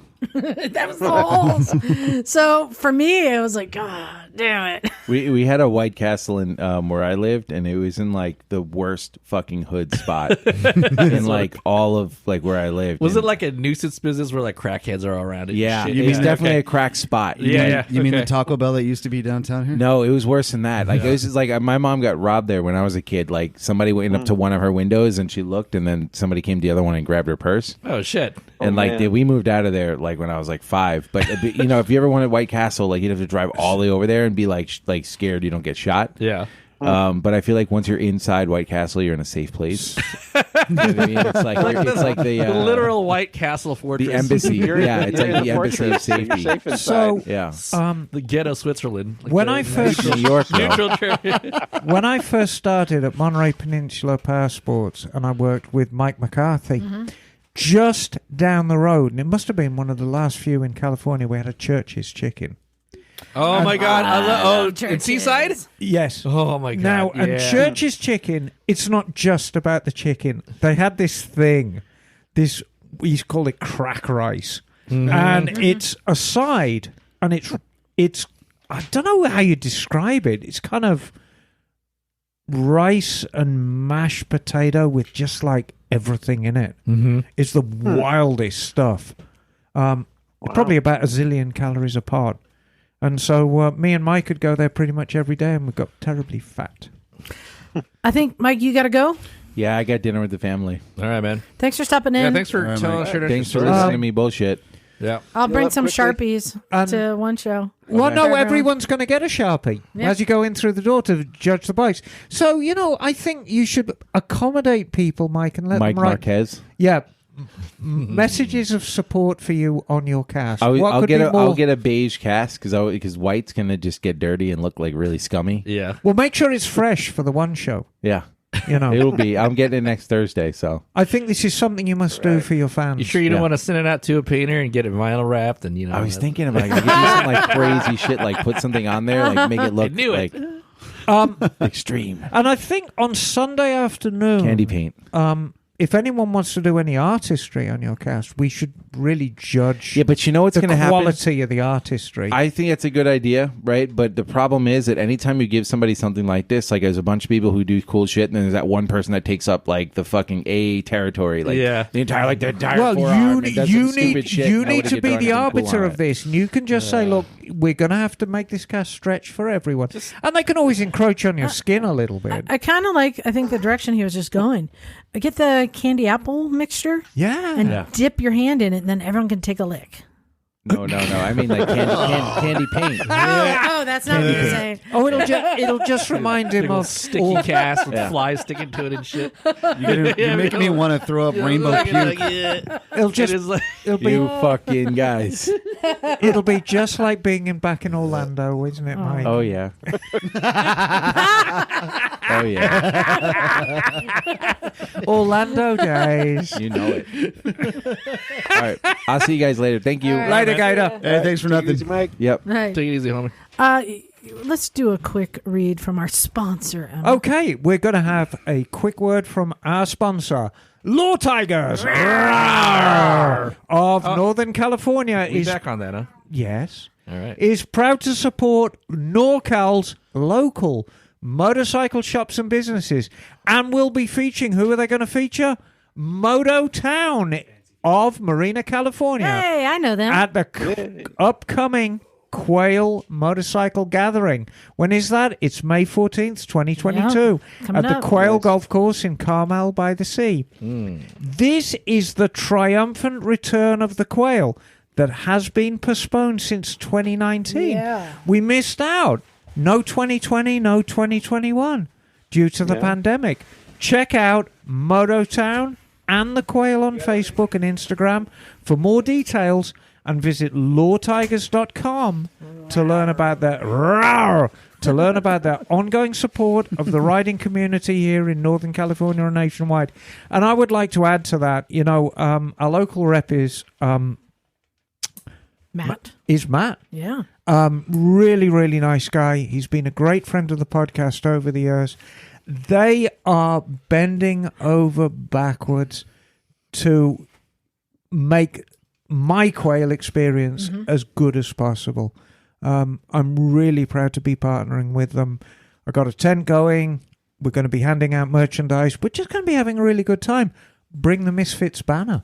You got a bike? Yeah. You exhibiting a bike at all? I'm going to bring the Purple Trident. Sick. Well, I'll either bring the Trident or I might bring Tubbo out. All right. I mean, it's the quail, so... Put all your shiny shit out there. Well, I don't want to take away from Law Tigers. Okay. I think I'm just just going to have one nice bike there, and whether it's Tubbo or whether it's the Purple Trident, I don't know. Yeah, it's like the equivalent of a booth babe. Yeah, Right? exactly. And we just have a little table set out, and we can chat to people and just have a good time. But Yeah. I hope a lot of other Misfits are going to be out there. Tra-la-la. It'll be a booth bike. It will. Yeah, there you go. There you go. Hey, now, do you watch the Fortnite videos? Sometimes I do, sometimes I don't. I don't know. Did you see His this? voice grates on me, but aside from that, yeah. Did you see the recent one where he's riding the incumbent recumbent bike, No. also known as feet feet forward? Was it a scooter? It's called it's a scooter if it's your foot's forward, right? You know what? It doesn't matter because Or is it a bike with forward controls? no, it's one of those ones where you're sitting down low and your feet are forward. And it actually, in this one, it didn't have like handlebars. It had levers at your hips that you moved left and right to turn Okay. because the steering was so far in front of you. Anyway, Okay. it got me thinking about that style of riding, and I brought it up to Emma. I'm like, I've seen this over the years. Like, we know about the Quasar and the Gurney Alligator. Every now and then somebody tries to bring forward a feet forward style bike, and then it fails. And then someone else tries again, and then it fails. So I wanted to have Emma talk about this style of riding, why it fails, and why people keep trying, and will it ever succeed? And there are some pros and cons. Well, yeah, I mean, there's pros and cons to it. I think you and me are on different sides of the fence. If we go back in history, basically we're sitting, as motorcyclists, we're sitting astride motorized horses. And that explains a great deal of the riding position that we enjoy these days. I mean, if you just go back to the days of jumping on the back of a horse and off you go, and then just extrapolate that to 2022. Right, but look at how we're all sitting right now.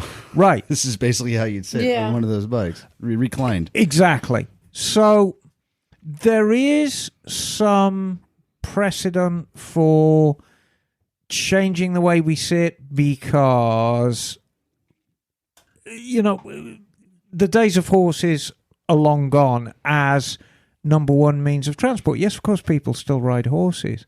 So this is the argument the recumbent crowd make. They say, well, it was a compromise from day one. It's still a compromise now. This is completely revolutionary thinking, and it's far more comfortable, and it's far more ergonomic, and blah, blah, blah, blah, blah, which I don't necessarily buy into. Certainly, there's a way of arguing that you present the opposition in the worst possible light. And this is a method that everyone uses.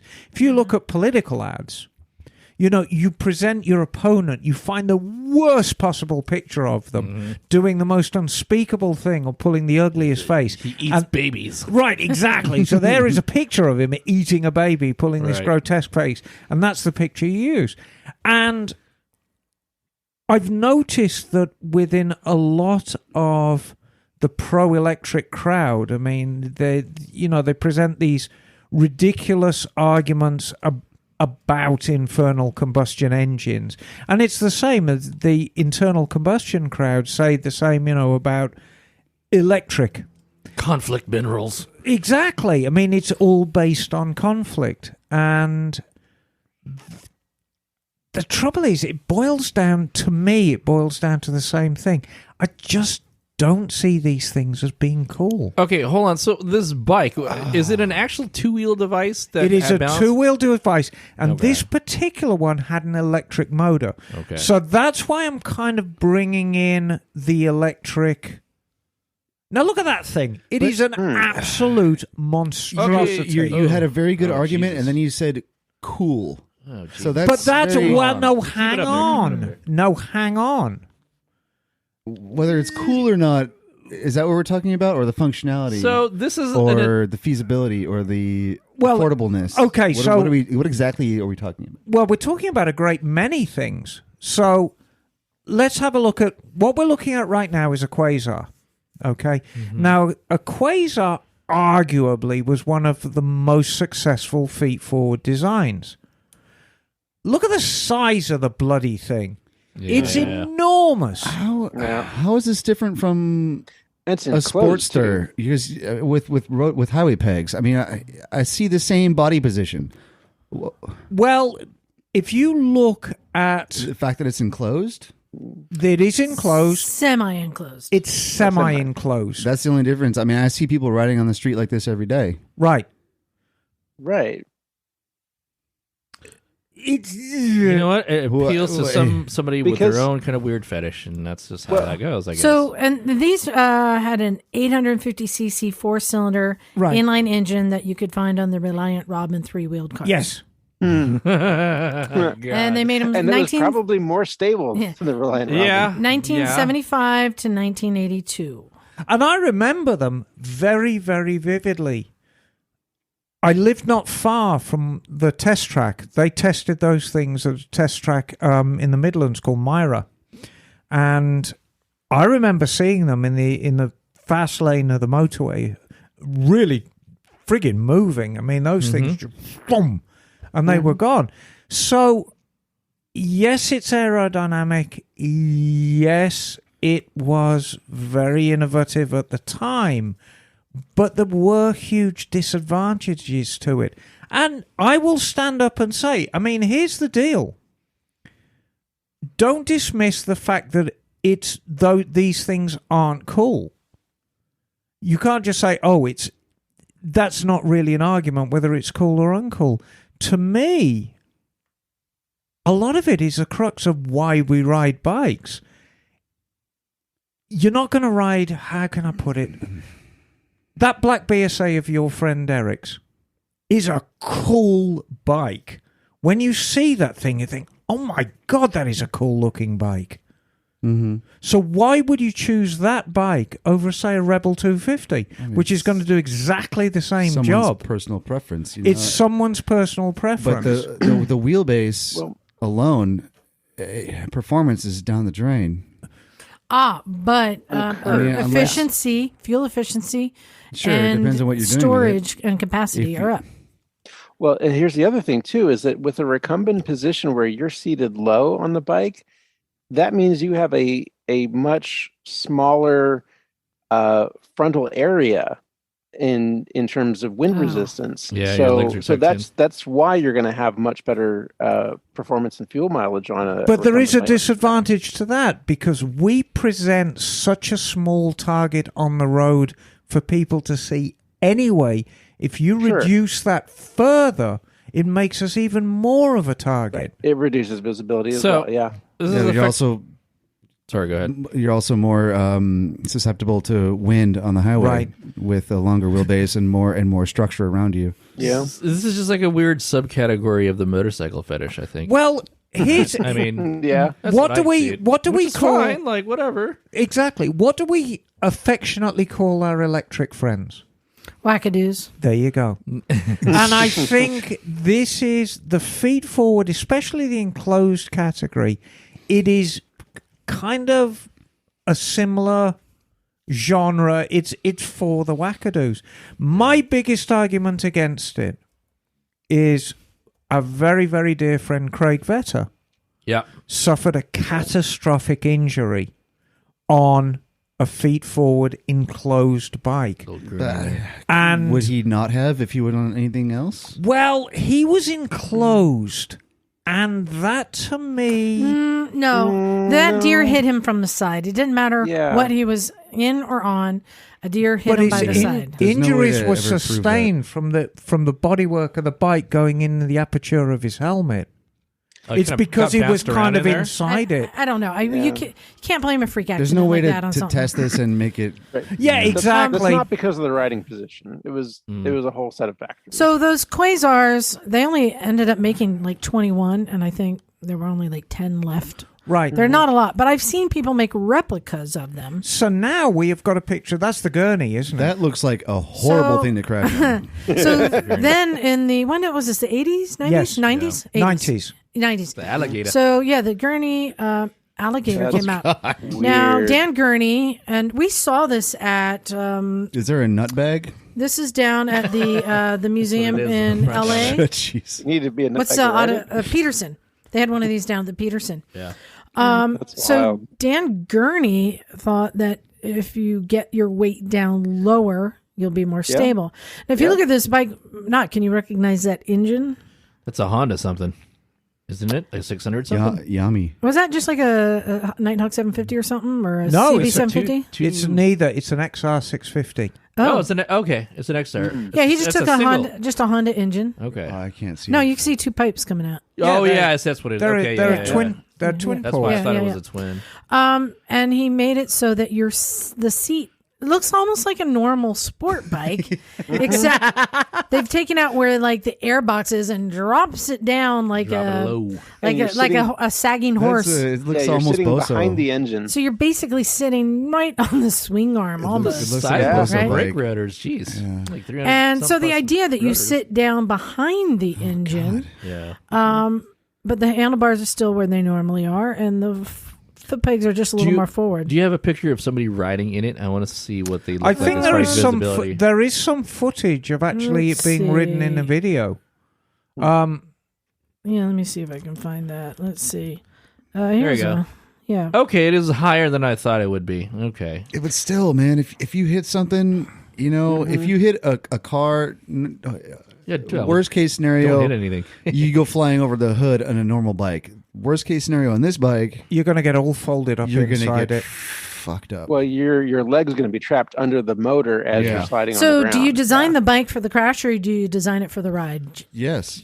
That's usually never a consideration. I'm It's just always saying, like for the I'm just ride, saying. And so Dan came and he said, "Yeah, I think you get your weight down lower. It's more stable. You can carry more speed and all that." Yeah, that's a good and this theory. also failed. I forget how many Gurney alligators were made. Not many. Well, so from what I understand, it's not even so much nowadays. The understanding is like you want your mass centralized, not the weight down low. Because from what I understand, Honda did a thing where they put the motor down really low and all that jazz, and it didn't work out as well as I they don't thought know. it That would. that bike looks completely unflickable. Yeah. I don't think I could. I don't think I can get my wrist, or my waist, and my hips involved. I'm sure Goodness. it was quite Right. pleasant in quite strict environments, but I think for an everyday rider, I can see so many disadvantages with it. It looks like it'd be It's- fun to cruise, but yeah, Yeah, sorry. it's going to be a harder bike to hang off of too because you've got Yeah. your legs wrapped around the motor, so you Yeah, can't really yeah. like put a knee down like that so much because you can't really move your butt off the seat because your other leg is going to be hitting the side of the motor. Hmm. So Well- so it's limiting your riding position Right. quite a So bit. now we're going back to the We're going- 1920s, to the Let's go back to the original original. concept, the So Neracar. steampunk. Okay. They had one of these at the Peterson too. Right. Now, Yep. hold on. This also brings up another segment: scooter or motorcycle? Right? It's a scooter It does cycle. have a step-through design. Well, Yeah. the Neracar was considered basically a two-wheel car. Everything about that machine. Which one is that? It's a Gurney alligator guy's dragging his fucking shins on it. Yeah. Wait, I want to see that. real quick. So everything about the Neracar was done for practicality with, poor weather conditions. Certainly not for looks. And I'll say the thing that shocked me about this: the near car, 1909, with a 700cc engine. What, it's called Yeah. a near car, as in very close to a car? NER. Pretty Near, much. Oh, near. car. N-E-R, okay. Yeah. But I think that's the idea. Little play on words there. So the interesting thing, the guy who designed it, Carl Neracher, Neracher. So it was Neracher. like a play on his name, Miracar. And it's Right. near a car. Hey. Yeah, exactly. You know what? I'd write that. So write it for I the mean, lady. that was It's like like one it of was a the calling one of for the him. first Yeah. ones. And so they've been around. This was the turn of the century, 1907. 1926, there was the Rowe monocar. Yep. So they've come and gone So over and over and over. have a look. Here's another one, which is an interesting side note. Look up a DMW. Oh, wait a minute. Is that a Rowe Oh, monocar? the C1, Oh, look at that. whatever. Yeah. Yeah, they, Whoa. A Rowe monocar is a two-wheeled car. that is a Right. two-wheel car. It That looks looks like like a it. car that's been squished. It just has two wheels. It just has two wheels. That is And weird. they put the Yes, body I on don't know. either side of them. Right. Wow. I mean, it has. It's like a Jeep layout. So- basically. Looks like Yeah. a turd. Just to make it worse, type in Akira motorbike. Oh no! That's. You know what I mean? That's kind of like yeah, that's I the know. whole generation So- of Oh, but fucking hold on, kids we're still thinking that shit's covering cool. the past. What was the one you said, Emma? So a DMW DMW. Deemster, Demster. That rings a bell. So what we've got with the Deemster, Oh, yeah. it represents both That's pretty cool. scooter and motorcycle. It's feet forward. That's the police version. Yeah. Dude, Really, though. It's feet forward. It's got a twin cylinder that's a engine scooter. with manual No. trans. Well, now hang on. You go right underneath the handlebars on there. Yeah, it's very, very feet forward. Look at the white one. I'm into it. Look at I the will. white I will one. fuck that thing up. I'm go. I don't Let's see a go. white one. Let's do this. Nah, keep going. It was back when you first searched for it. Oh, here. Oh, Yeah, there you go. Yeah, you see, that's dope. I'm into that. So stickers on the there. argument with that is I'm not going to make a comment. is that a feet forward motorcycle no. or a But look- scooter? Look at this picture. Look where the floorboards are, and look where the handlebars are. The handlebars are actually looks like they're forward of the floorboards on that.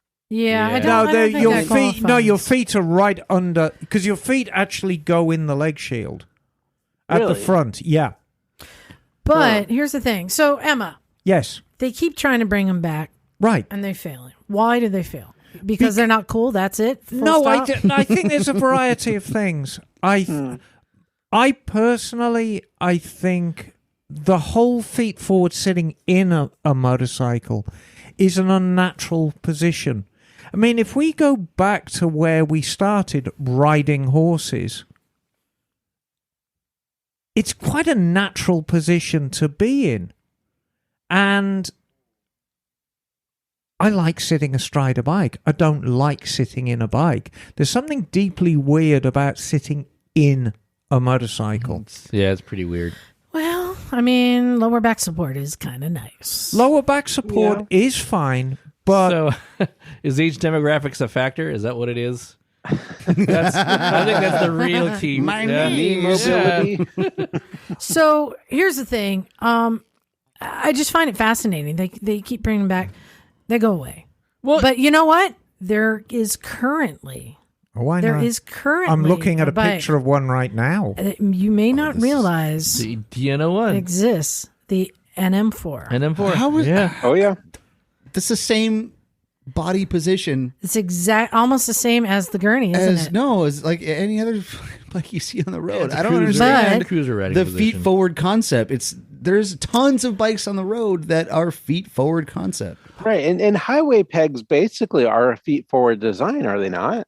Right. Well, I mean, I mean, you can put them on any bike that's got highway bars, right? But I'm just saying, I find it interesting Ellie's bike, her feet are forward. that Honda snuck in I just don't see it. what is very close to the feet forward design I think it's and tried to make it look cool. And this looks like a Batmobile kind of. People haven't seen the NM4. We've had one here before. Shout out to Tony. Yeah, they're very nichey. And I think that really sums it up because any time that you come across that something is so radically different, whether it's feet forward, whether it's the method of propulsion, where it's a new way of thinking, perhaps a new design, it becomes such a fringe item. There's such a small element of people who are into them. And we may just say, oh, yeah, it's the wackadoos. I'm thinking too, like just going back to age as an issue. I mean, maybe like different physical ability. I mean, there's certainly there's a contingent of people who don't have fully capable parts of their bodies, and this is something that does it for them, and that's good. I'm into it. So, Doug, I think you were here then. You might have been here, Knock, going way back. I think episode 72 of our podcast. Jesus, 72. Yeah, I know. Back in the day. Back in the day. Damn. We had guest Darren Cadies. yeah, It was called It's All in the Design. And he was the guy who designed the BMW GSA. Right. The Schnabel. And I remember him telling a story when he was working at BMW in Germany. One of the things designers got to do is they got to play with parts and create things. And he told a story about how they designed an inline two-seater, semi-encapsulated, using just BMW parts, and were just playing with it in the parking lot and just trying it out. So cool. They get to, all these designers and engineers get to just build stuff out of parts. And he said he was the last, taking the last turn of the day. They were just going around. I don't know if it's a parking lot. They assume they have a track there, something like that. And he said he's doing the last lap of the day. And when he got in it, realized that there had been a leak in the brake fluid and it was out of fluid. And he's coming up to a turn and he can't make the turn. Yeah, that's what put him in a wheelchair, right? No, or is it something else? And this was before he was in a wheelchair. Oh, okay. And he had to lay the bike down and his hand got sucked out and got dragged That's right. on the ground That's right. To fuck his hand up. between the frame and the ground. Yeah. Oh, Which geez. basically he refers to it as his dead fish hand Yeah. because he just lost like feeling. I think he has some use of it, but basically just shredded it. That sucks. Yeah. Man. And no, it was after he designed the BMW GSA and before he went to Gilroy Indian.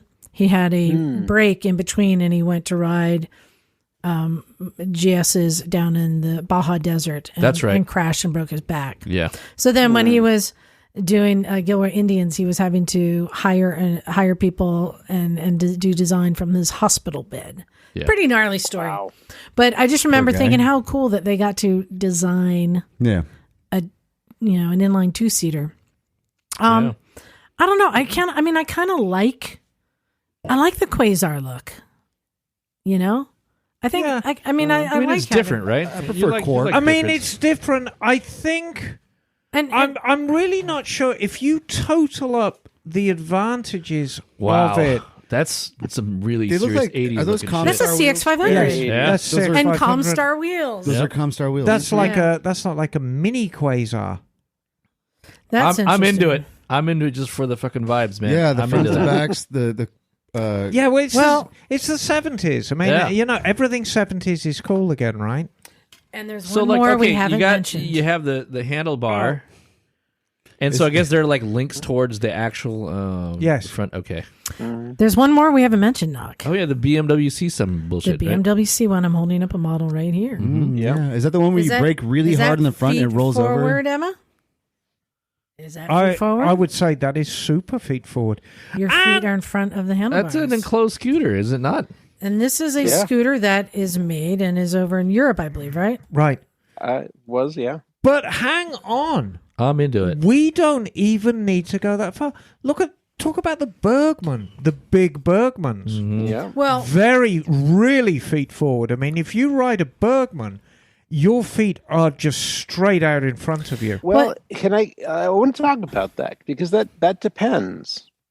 That bike has floorboards where you can put your feet straight down or you can put them forward because the floorboards go Yeah. forward and then they have an extension that goes up at So- about 45-degree angle that puts your feet in a highway peg type of position. but I wanted to point out, even though your feet are forward, that isn't really the point here. I think the point in all of these is something that we can all appreciate. Having a two-wheeled vehicle that you are covered from the elements and also has some storage compartments. That's And this is what they tried to do with the BMW C1. that is what we call Right. sensible, rational European design.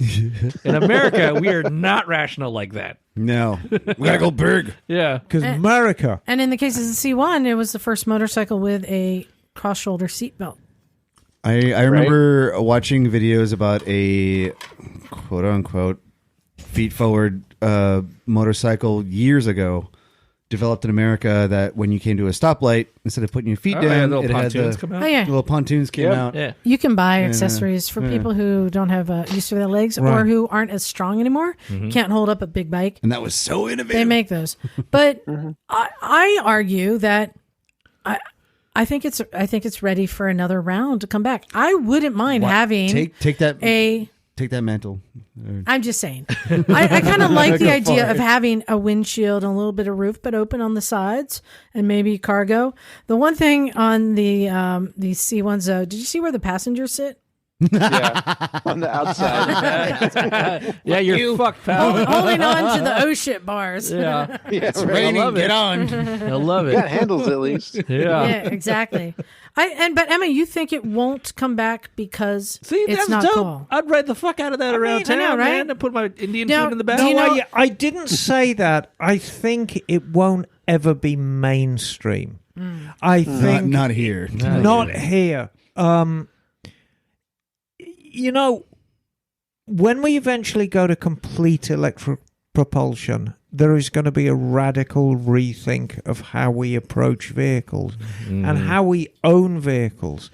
And it may get a foothold then. Well, But we are just too entrenched in our ways. And if you want to talk about cool, I mean, I like straddling a frigging 100 horsepower naturally aspirated motorcycle and tearing off down the road. It's a Yeah. great feeling, Yeah, I get you. and hustling it through turns. That's why we like to do what we do. I look at this motorcycle, this enclosed motorcycle, and I think of the mixed use urban European city where no people don't live further than maybe like 3 miles from work. And so like I think if like that fundamentally changes in America where people are closer to work and they're not having to drive fucking 60 miles to make their Replace the income. SUV with this. Like Well, I mean, You this know? is just the practical way of doing now, it. do you know why we don't have these here in the States? Because we live 60 miles from work. No. Why is that? Insurance. That's These- cheaper to insure? Nope. These are more to insure. Emma, please don't kick that. No, because the insurance companies wouldn't insure it here. Because they said Americans would be under the false pretend. What's the word? False. because we're stupid. That thinking that they have a cage and a seatbelt that They they don't can need a do. helmet. Well, look, if they, They can do make- stupid stuff. So Right. insurance companies wouldn't cover it here, and so I it don't know, never that's- got brought here. It's in Europe. It's in, I believe, Well, Asia. It's It was not never here. officially imported. I There are a few feel that like can be Yeah, written. I know. Look, an insurance company's job is to make money, okay? I And know. if they can Yeah. develop a subcategory for that where you get charged a little more because there's more actual parts to that shit, they'll do Or a it. lot more. Well, Yeah. I'm just saying it's not here because it's not a Right. good idea or a good design. It's not. It's a whole nother Not a thing. good design for our urban infrastructure. So I'm just curious. I think, especially with gas prices, maybe that you're trying to get more and more people Yeah. onto smaller vehicles, The- something like that. We've been saying, especially with know. gas prices, for 30 years. I I know. I'm sorry Right. not to derail you. Just like Just these keeps getting worse. Europeans are crying in like liters right now. Well, Emma thinks they're not cool. I think they're cool. There you go. Okay. Yeah, yeah. I would take 2 and skate home with them. So guess what, guys? I got a What? big announcement. Oh boy. Oh, really? Yeah, no, I'm excited about this. Yeah, Alright. I made Liza not tell me about. I had this a earlier, I had 'cause a I wanted to be crazy surprised. idea this morning, and I want to get these ideas. I'm usually there at dinner to shoot it down. I and know make it what's better, but coming. we'll see And that. guess what? There's a $1,000 prize out there again. I'm Oh, throwing shit. I love it. $1,000 Oh, out. no. I love it. Oh, Here it no. is. Here it is. But no. I think this is a good one. Remember when we used to check out things on like Kickstarter and Indiegogo and kind of make fun of them? Yeah. Yeah. This isn't that. But there have also been things that come along that I think are cool. There are projects we've funded in Motorcycles and Misfits, like Rally for Rangers, some films, Motorcycle Man, stuff like that. I like putting the money towards the industry, back off brake lights, right? That was cool. We like that. Yeah. And so I thought, you know what? I am going to Break free, put make a pledge of $1,000 to some good innovation or ideas or necessities. And here is how this is going to work. Any misfits, any listeners, send me your proposal, preferably on a Kickstarter, Indiegogo. I went to GoFundMe, and they're all people who have been jacked up on motorcycle crashes, so that's not what I'm looking for. Yeah. I'm looking to further technology or idea or a dream. If it's somebody trying to do a book or make a film, whatever you think is worthy of some money, This is very magnanimous. send us a idea. link and why you think it's a good proposal, right? I'm going to collect all these proposals, and then us misfits are going to narrow it down to a few that we think are good. And then I'm going to create a poll, and I'm going to send it to our Patreon, because they're the people who've given us the money to redistribute. So this is basically Misfit Shark Tank? Misfit Shark Tank. Yeah. Ooh, I like that. Ooh, Big Misfit ol'. Shark More Tank. like the Misfit Thank Shark you. Tank. And so I'm going to create a poll, and the Patreon subscribers get to vote where they think the money should go. Sick. So it's easy. Let's I'm say, into for this. example, we narrow it down to 3 good things, right? Yeah. Maybe one is a cigar throttle. And, Instant winner. right. One is for a new enclosed scooter, and I don't know. and one is for the sex doll airbags, let's say. And so if everybody votes for one of them, then that one will get 1,000. But say they vote a third for each, then a third of the money will go to each. Right. So I'll distribute it however the vote goes. Be the judge of that. Okay. What do you guys think of that? That Proportional, way, right? Motorcycles and Misfits, we're giving back to the community for whatever causes somebody think is worthy of it to propose to us. Does that make sense? Not bad. We are what you call wealth spreaders. For instance, I saw something pretty cool on Kickstarter today. It's a new ramp. And they Is it use called not a ramp? it's like ACX plywood and then 2x4s. so now I think it's called Shark Cage. I think it's called Shark Cage. What they did is, and they got me with their video showing all the people trying to load load a quad or a bike, and Do they and, show and the videos of epic people riding fails them of them up? trying to like ride up. Yeah. And Yeah. there's so many of these epic Oh, fails, there's right? so many. And they said, "Yeah, we laugh at these, but he said I looked at him and said, we got a problem here. Yeah. Yeah. There needs to be a better system." There's So Gotta be a better way. not have stupid people. yeah, so he made basically an interlocking, pivoting system that looks kind of like some of the ramps that we use now, but it's wider. Right. And actually, you can lock it together. You can make a 4-foot wide one, or and then it's got some pivoting points. So it locks onto the bed of the truck. It has a locking mechanism, so it's not going to come off. That's good. It's wide enough that you can walk something up. But also it has pivot points, so then you can say it's attached to the back of the bed of the truck, right? Right. You can lift it up, and the bottom half swings down and out. It makes a table to throw all your gear out on. All right. Right? Or they have 4 legs. You can hoist it up and make it into a pop-up tent. Or you can fold it up into a square and make it a locking box in the back of the truck for your gear. Whoa. Pretty innovative. Hey, This is a ramp? Can you call up the It's- website for that, please? yeah, it's called Shark Cage, I believe. That's pretty cool. Now That's cool. It's still open, but it's fully funded. I'm like, I love that it's cool innovation. I'm like, I might want to get. Well, I can't choose. I'm going to let the group choose, but I would propose that as an item that I think is worthy of some more money. For example, right. As an example, right? Emma, did you happen to find anything? No, not immediately, but Yeah. I'm going to have a look through. I'll have a couple of suggestions for next week. I mean, we're dealing with quite a chunk of money here, so we want to make the right choices. Knock is absolutely... When have we ever been known to make the right Well, choices? no, we're going to do our best because it's other people's money. Knock is determined to break that Captain Yeah, I know. America I'm bar, still waiting can't you? for. I'm still waiting for him to pass it to me. So I Please, can please don't. There are moving parts to this. I'm I know. fascinated. I spent a lot of time rebuilding that front wheel. All right. So, how long do you think? A month? A couple weeks? How long? do No, you I think a couple of weeks because but in inevitably... 2 weeks we're at one show. Yeah, so you're at one show. 3 so weeks. let's 3 say weeks. We will announce the winner after. How about we do this? So I'm going to call it. What do we call it? Misfit Shark Tank. Yeah, Misfit Shark Tank.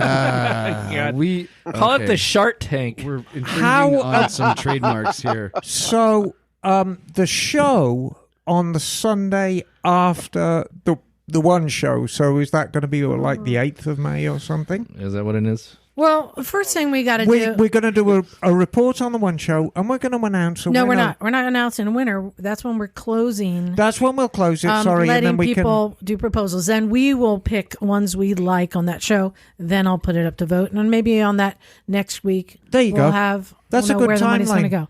So, if you would like to send us a proposal, now I said preferably a Kickstarter, an Indiegogo. If there are other crowdfunding sites, sure, send it to me. Or even if it's, hey, I'm trying to make a movie, or I'm trying to, do something. I don't want it, hey, I broke my leg, or hey, I need to get my bike fixed. We're not looking to just help a single person. Something that I think in turn helps all of motorcycling, right? Mm-hmm. You guys get it? Right. So there you go. Bagel, thank you for the name Motorcycle Shark Tank. I love it. Sure. I love it. But that's how we're going to give back. How about Motorcycle Shark Tank? Didn't I just say that? No, sorry, I thought my bad. Yeah, we might need to go with that actually. Yeah, let's go with copyright infringements. Motorcycle Shark Tank. Shark Tank. It rolls off the Tank. tongue better. I shit immediately always does. regret that it's called that now. Or motorcycle shartwank. Gross. If you say it fast enough, you can't tell the difference. Let's call it "Take Liza's Money" Part 2. Can we call it that? I'm just Robin Hood. We're just There you go. redistributing the money. Well, you No, know. it sounds great. That distribute sounds the like a wealth. great competition. Yeah, Yeah, there you I'm go. excited to see what the input is. It's Well- win Liza Miller's money. you guys, misfits, anyone, send it to recyclemotorcyclegarage@gmail.com. Send me preferably a link to it and an explanation of why you think this would be a worthy cause. But I think of things like the back off brake light, which we know how long it took to get that Oh yeah, The brake, market. the brake tech, free. brake free. brake free. Yeah, yeah. Breakfreetech.com. And that's a product that we love and a lot of us Yeah. use. Yeah, how you long know? was the run for Fantastic. that? Like 4 years, 3.5 or No, it something? took like 7 years. No, Those they- motherfuckers they were on the- Shark Tank. They were on Like- the podcast. Yeah. like a long time ago. Yeah. Yeah, that was a while back. Yeah. And So there are innovative designs. There's a helmet, the newest. What do they call intelligent helmet? They keep coming up with those. But if you think it's worthy, sure. And other news, Knock. I know Yes. you follow MotoGP. Sure. I don't watch the races, but I've been following. I've been watching the MotoGP Unlimited on Amazon. Yeah. Have you watched that, Yes, it's on Amazon Dude. and it's also on the MotoGP website. dude? Fucking wild, right? Yeah. Maverick is he's a cunt. He's a real. See you next Tuesday. You know what? I don't know, man. People kind of. Yeah, I don't know. No, there's no way around it. I don't want to give away too many details, but they had him on camera doing something that was an offense that you could be fired for. Sure. Wow. So there you go. Yeah. But it's fascinating to see the inner workings of riding at that level. And it's not just, they're not talking about like the technique of the riders. They're talking about the whole structure, the support structure from family to crew to everything. And It's kind of a dramatic series because they talk about their Takes emotional a village. states and all that stuff, and yeah. And also, it's kind of fascinating to see the when Maverick gets fired, they said it's like the domino effect because it's not just the best rider and the best bike; it's the best team. Meaning, you have to be able to work with each other. Yeah. And so when somebody leaves and is available, somebody else wants to scoop them up, and it's this chemistry. Yeah. With the team, and then other people are being moved, and it's like the domino effect, and it's interesting to see how that affects the outcome of their riding. And you're like, oh, it's not just their skill. I think a lot of it is mindset. Oh, it's a huge amount of it's mental. It's a lot of it is mental. Yeah. And, I mean, like, part of it, too, it's like you have, like, how many bikes are on the grid now? Like 22, 20-some on the premier class. You think about, like, these are the only people who know how to ride this shit. And, like, and that talent pool is, like, super small.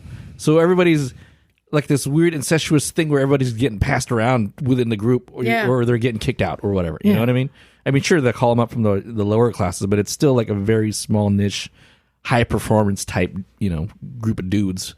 Well, and now I have a better understanding about factory teams versus the non-factory teams, that are out satellite there. teams, yeah. Satellite teams, and how racers get pulled from them to go up to the factory team, and it's like they're screwed. Yeah. Yet they're putting up all this money, a lot of money to compete. And it's crazy because, like, you have these factory teams spending millions of dollars, but, like, you have satellite teams with last year's bike, and they're beating the factory teams. Yeah. And that's, like, a whole dramatic situation in all of itself, too. It's, Way back when, this has been going on forever. Oh, yeah. I mean, way back when in the 80s, you could go to any big endurance race like the Bol d'Or, and you would have Honda Japan, Honda UK, Honda France, Yeah, Honda yeah. Germany, all competing against one another. Yeah. And the bikes weren't fundamentally different. I mean, obviously, Honda Japan may have been the best funded of the lot. Right.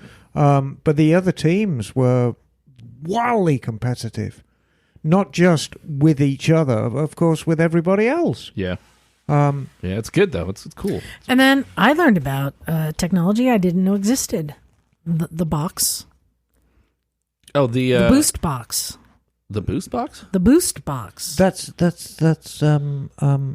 colloquialism for genitalia. No, it's not. I No, was no. going to go there, and I No. I the, did. The boost box was it one of the teams, one of the riders was, how is it? I think it was Suzuki. Mm-hmm. How is it that we don't have it and every other team has it, and he finally got it, and that was the difference for him? Oh, the you're boost talking- box that gives you a quick boost in coming out of a turn or in a hole shot, but not in like a straightaway. Oh, you're talking about the ride height device for the front of the bike. I don't know what it is. They just refer to it as the boost box. Yeah. You have I'm like, what is it? How does that create more power? Yeah, I mean that's the colloquial term is the boost box. Okay. What it is, it's a whole shot device. It, Yeah, like, whole shot device. Yeah, What does it do? it lowers the front end to a couple of inches, so when they get off the line, the front wheel doesn't. So it's come not up as actually much. creating more power? No, it lowers the bike. It's an anti-wheelie. so it's Anti-wheelie device. Yeah. But they said that it also coming out of a turn. Yeah. Now you have Right, bikes so with. Sorry, go ahead. What? So it sort of like lowers the suspension as you're giving it throttle. So that Yeah. the front doesn't come up so quick. Currently, there's the whole shot device that starts. It can only be used once. Oh. And then there's a rear ride height device that they can adjust on the fly as they're coming out of the corner. So if they want to drop the rear end a couple of millimeters or whatever, The rear, yeah, not the front. not the front during the actual race. You can only use the front during the start of the race. Okay. But basically, they all have variable geometry bikes to help them shoot out of a corner faster, aside from the electronic stuff, which is fucking nuts. You know, it's all mechanical, and stuff does go wrong, and guys have their devices stuck and they can't turn and shit. Apparently, the extra weight from these devices makes up for the time they gain. Yeah. Oh, yeah. Absolutely. Because like these things are already super light, anyways. A couple of ounces here and there, they ain't gonna matter. You know. So the argument is, and I've heard this argument made many times over Formula One car racing, when does the technology get too much? Yeah, and that's one of the problems that they had when they first started doing aerodynamics. You know. See, So Like the wing. the wings, Right. yeah. They started Yeah. stipulating that you can't have these wings, separate parts of the If- fairings. Got to be molded into it. Da. so I mean, times in GP are getting quicker. Yeah. And there's no question about that. But if you really want to see how much intrusion there has been into racing, go back and visit car racing or Oh yeah. motorcycle racing from the late 60s, early 70s, Yeah. before, the whole design and the Hold. electronics element took a hold. Yeah. And you would be amazed how exciting it is. The Brabham fan car, Right. Tyrrell 6-wheel car. It's also fascinating to see the communication between the riders and like the crew chief. I'm like, I don't understand what he's saying, but he's like, I just need a new engine. I'm Yeah, like, yeah. you're supposed to just swap it out between races? Like what? Yeah. Well, yeah, stuff I mean, that it's they got do. to that. That's the thing. The changes they can make. Well, to an race engine. bikes are completely modular. I mean, it's crazy. you've got the factory teams, and they've got complete power plant, complete front end, complete rear end. It's just boom, boom, boom, in, out, Yep. out the door. The thing I've also really been enjoying is seeing Rossi in his final season and seeing him on one of the satellite teams that he's not even expected to win. I think he hardly podiumed that year, right? No, I don't think he. But got top everybody's 5 or happy something. with him. He's there to be a mentor to other people. He's still out on the track. I mean, and they said, he may be, riding, in the back and not making the podium, but that's like a 1 second difference from the winner. Oh yeah, sometimes, well you yeah. know? So like the racing's gotten so competitive. Like the top 10, top 8 people are like less than a second apart from each other. Yeah. which is fucking bananas. I mean, it's super competitive. Yeah, and so it's really cool to see him just living out his last year.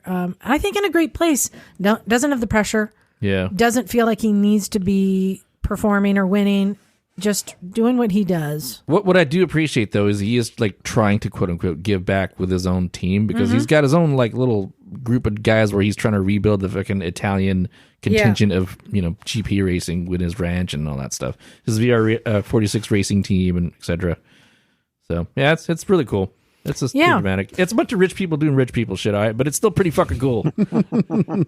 And then lastly, I know we're doing a lot of events this year. Oh, I have another announcement.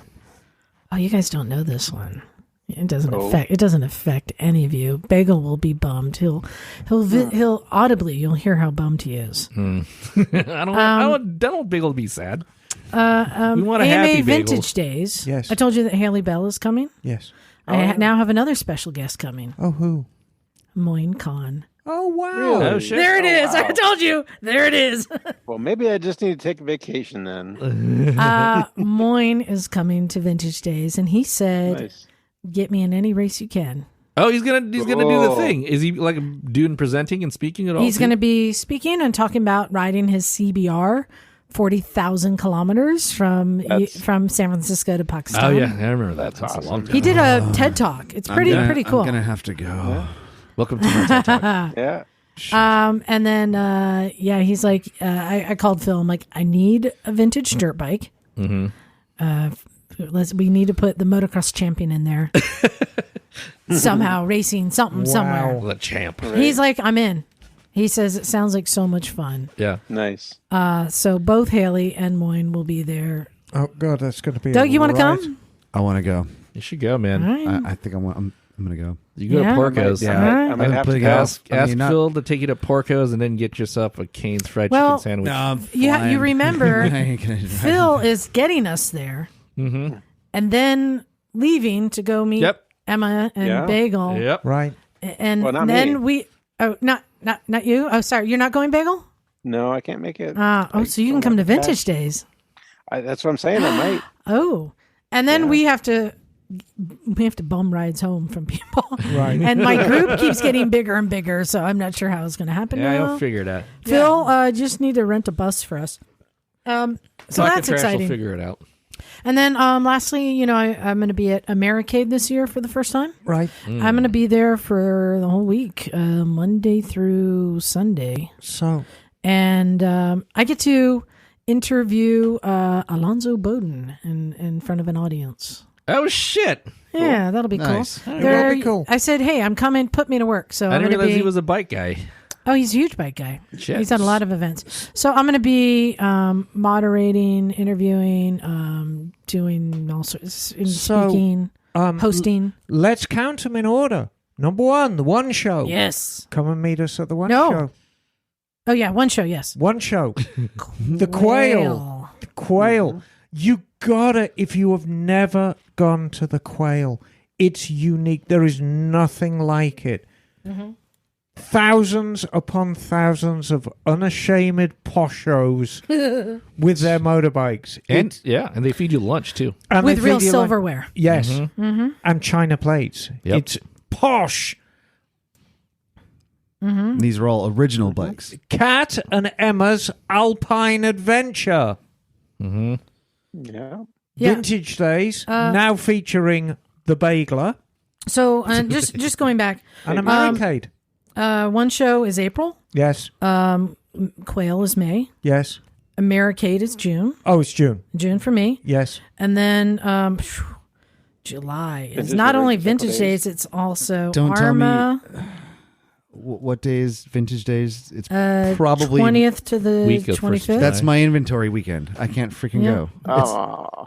Well, and then August, I'm actually taking. Well, no, I'm going to South Dakota in August, and then September going to Pakistan. Every month I'm going out somewhere. Right. So yeah, big so, year, big year. John isn't with us right now. It's a little plug. I think there are still spots open for Stumperstan. For Stumperstan, yeah, I put the link in the show notes. And Right. a couple. So check us sign down. up. I mean, John's a great guy. It's going to be a wonderful trip. Enjoy yourselves. Very much. You're going to have a really good time. I am still working on the script for a game show where all the contestants are called Stan, and you ask them questions to try and confound them. Stumper Stan. It's a perfect game show. So, hey, if you're in, New England, coming out to Americade, let me know. I want to meet up with people there. It's my first time there, so I'm excited. It's kind of like Sturgis. They take over the town of Lake George, and so it's a whole big thing. Yeah, find Liza and feed her shrimp. Well, you can find me. More with mud bugs, though, right? What are you doing about a bike? Are you going to do Twisted Road? No, I have my friend Lily is putting all of us up in her house and giving us bikes. Haley will be there too. Sick. Good. In fact, she just ordered a Tenere 700 that I might get to ride, so I'm excited. Sweet. The default is her GS, so Yeah. I'm Okay. not slumming too bad. She's got a good collection of bikes. So lots going on. We got a lot going on. Yep. But first, one show. Yeah. Misfits, come and look for us out there. Yep. Yep. Where our swag? Yeah, come get a night banana. Get a night banana. Working on the night I bananas. think that's it. Hey, as you know, send us your emails, recyclemotorcyclegarage@gmail.com. Also, hey, big thanks again. Got a couple new Patreon subscribers. I am still sending out t-shirts. In fact, I got one I got to ship out tonight. If you come in at $5 or more, you get a t-shirt sent to you. And another announcement. I have another t-shirt I just ordered. I designed. I know. All right. Nice. Wow. I was going to two tell in you I one wanted year? to do a photo shoot for a new t-shirt idea, but since Oh, you already got yeah? it, I had to, well, you guys know the new design on the secret things I gave you that Yeah, not right. everyone Yep, knows yep. and Bagel doesn't know about. Mm-hmm. It's that on a navy blue shirt with gold highlights. Oh, Blue and gold, baby. very posh. Yes. We It's need kinda them in cool. time for the quail. How do you feel about opening a couple of Ask Miss Emma spots for Patreon? I think there are some. Open them.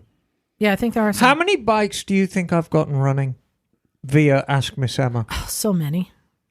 It's a valuable service. I mean, this is completely legit. I'm not going to make fun of you. You come in with a problem, and I'm going to work with you and get your bike running for you. It's like I was there, laying my hands on your There you bike. go. So it's worth it. So thank you, Yeah, Patreon subscribers. We appreciate it. We do. You guys ready to get out of here? Yes. All right. Cool, Thanks, cool. everyone. Not yet. This is Liza. I'm tired. I want to go home. Emma, darling. Douglas. Your mom's house. Big Booyakasha. And we're out of here. Cool. You guys are nut jobs.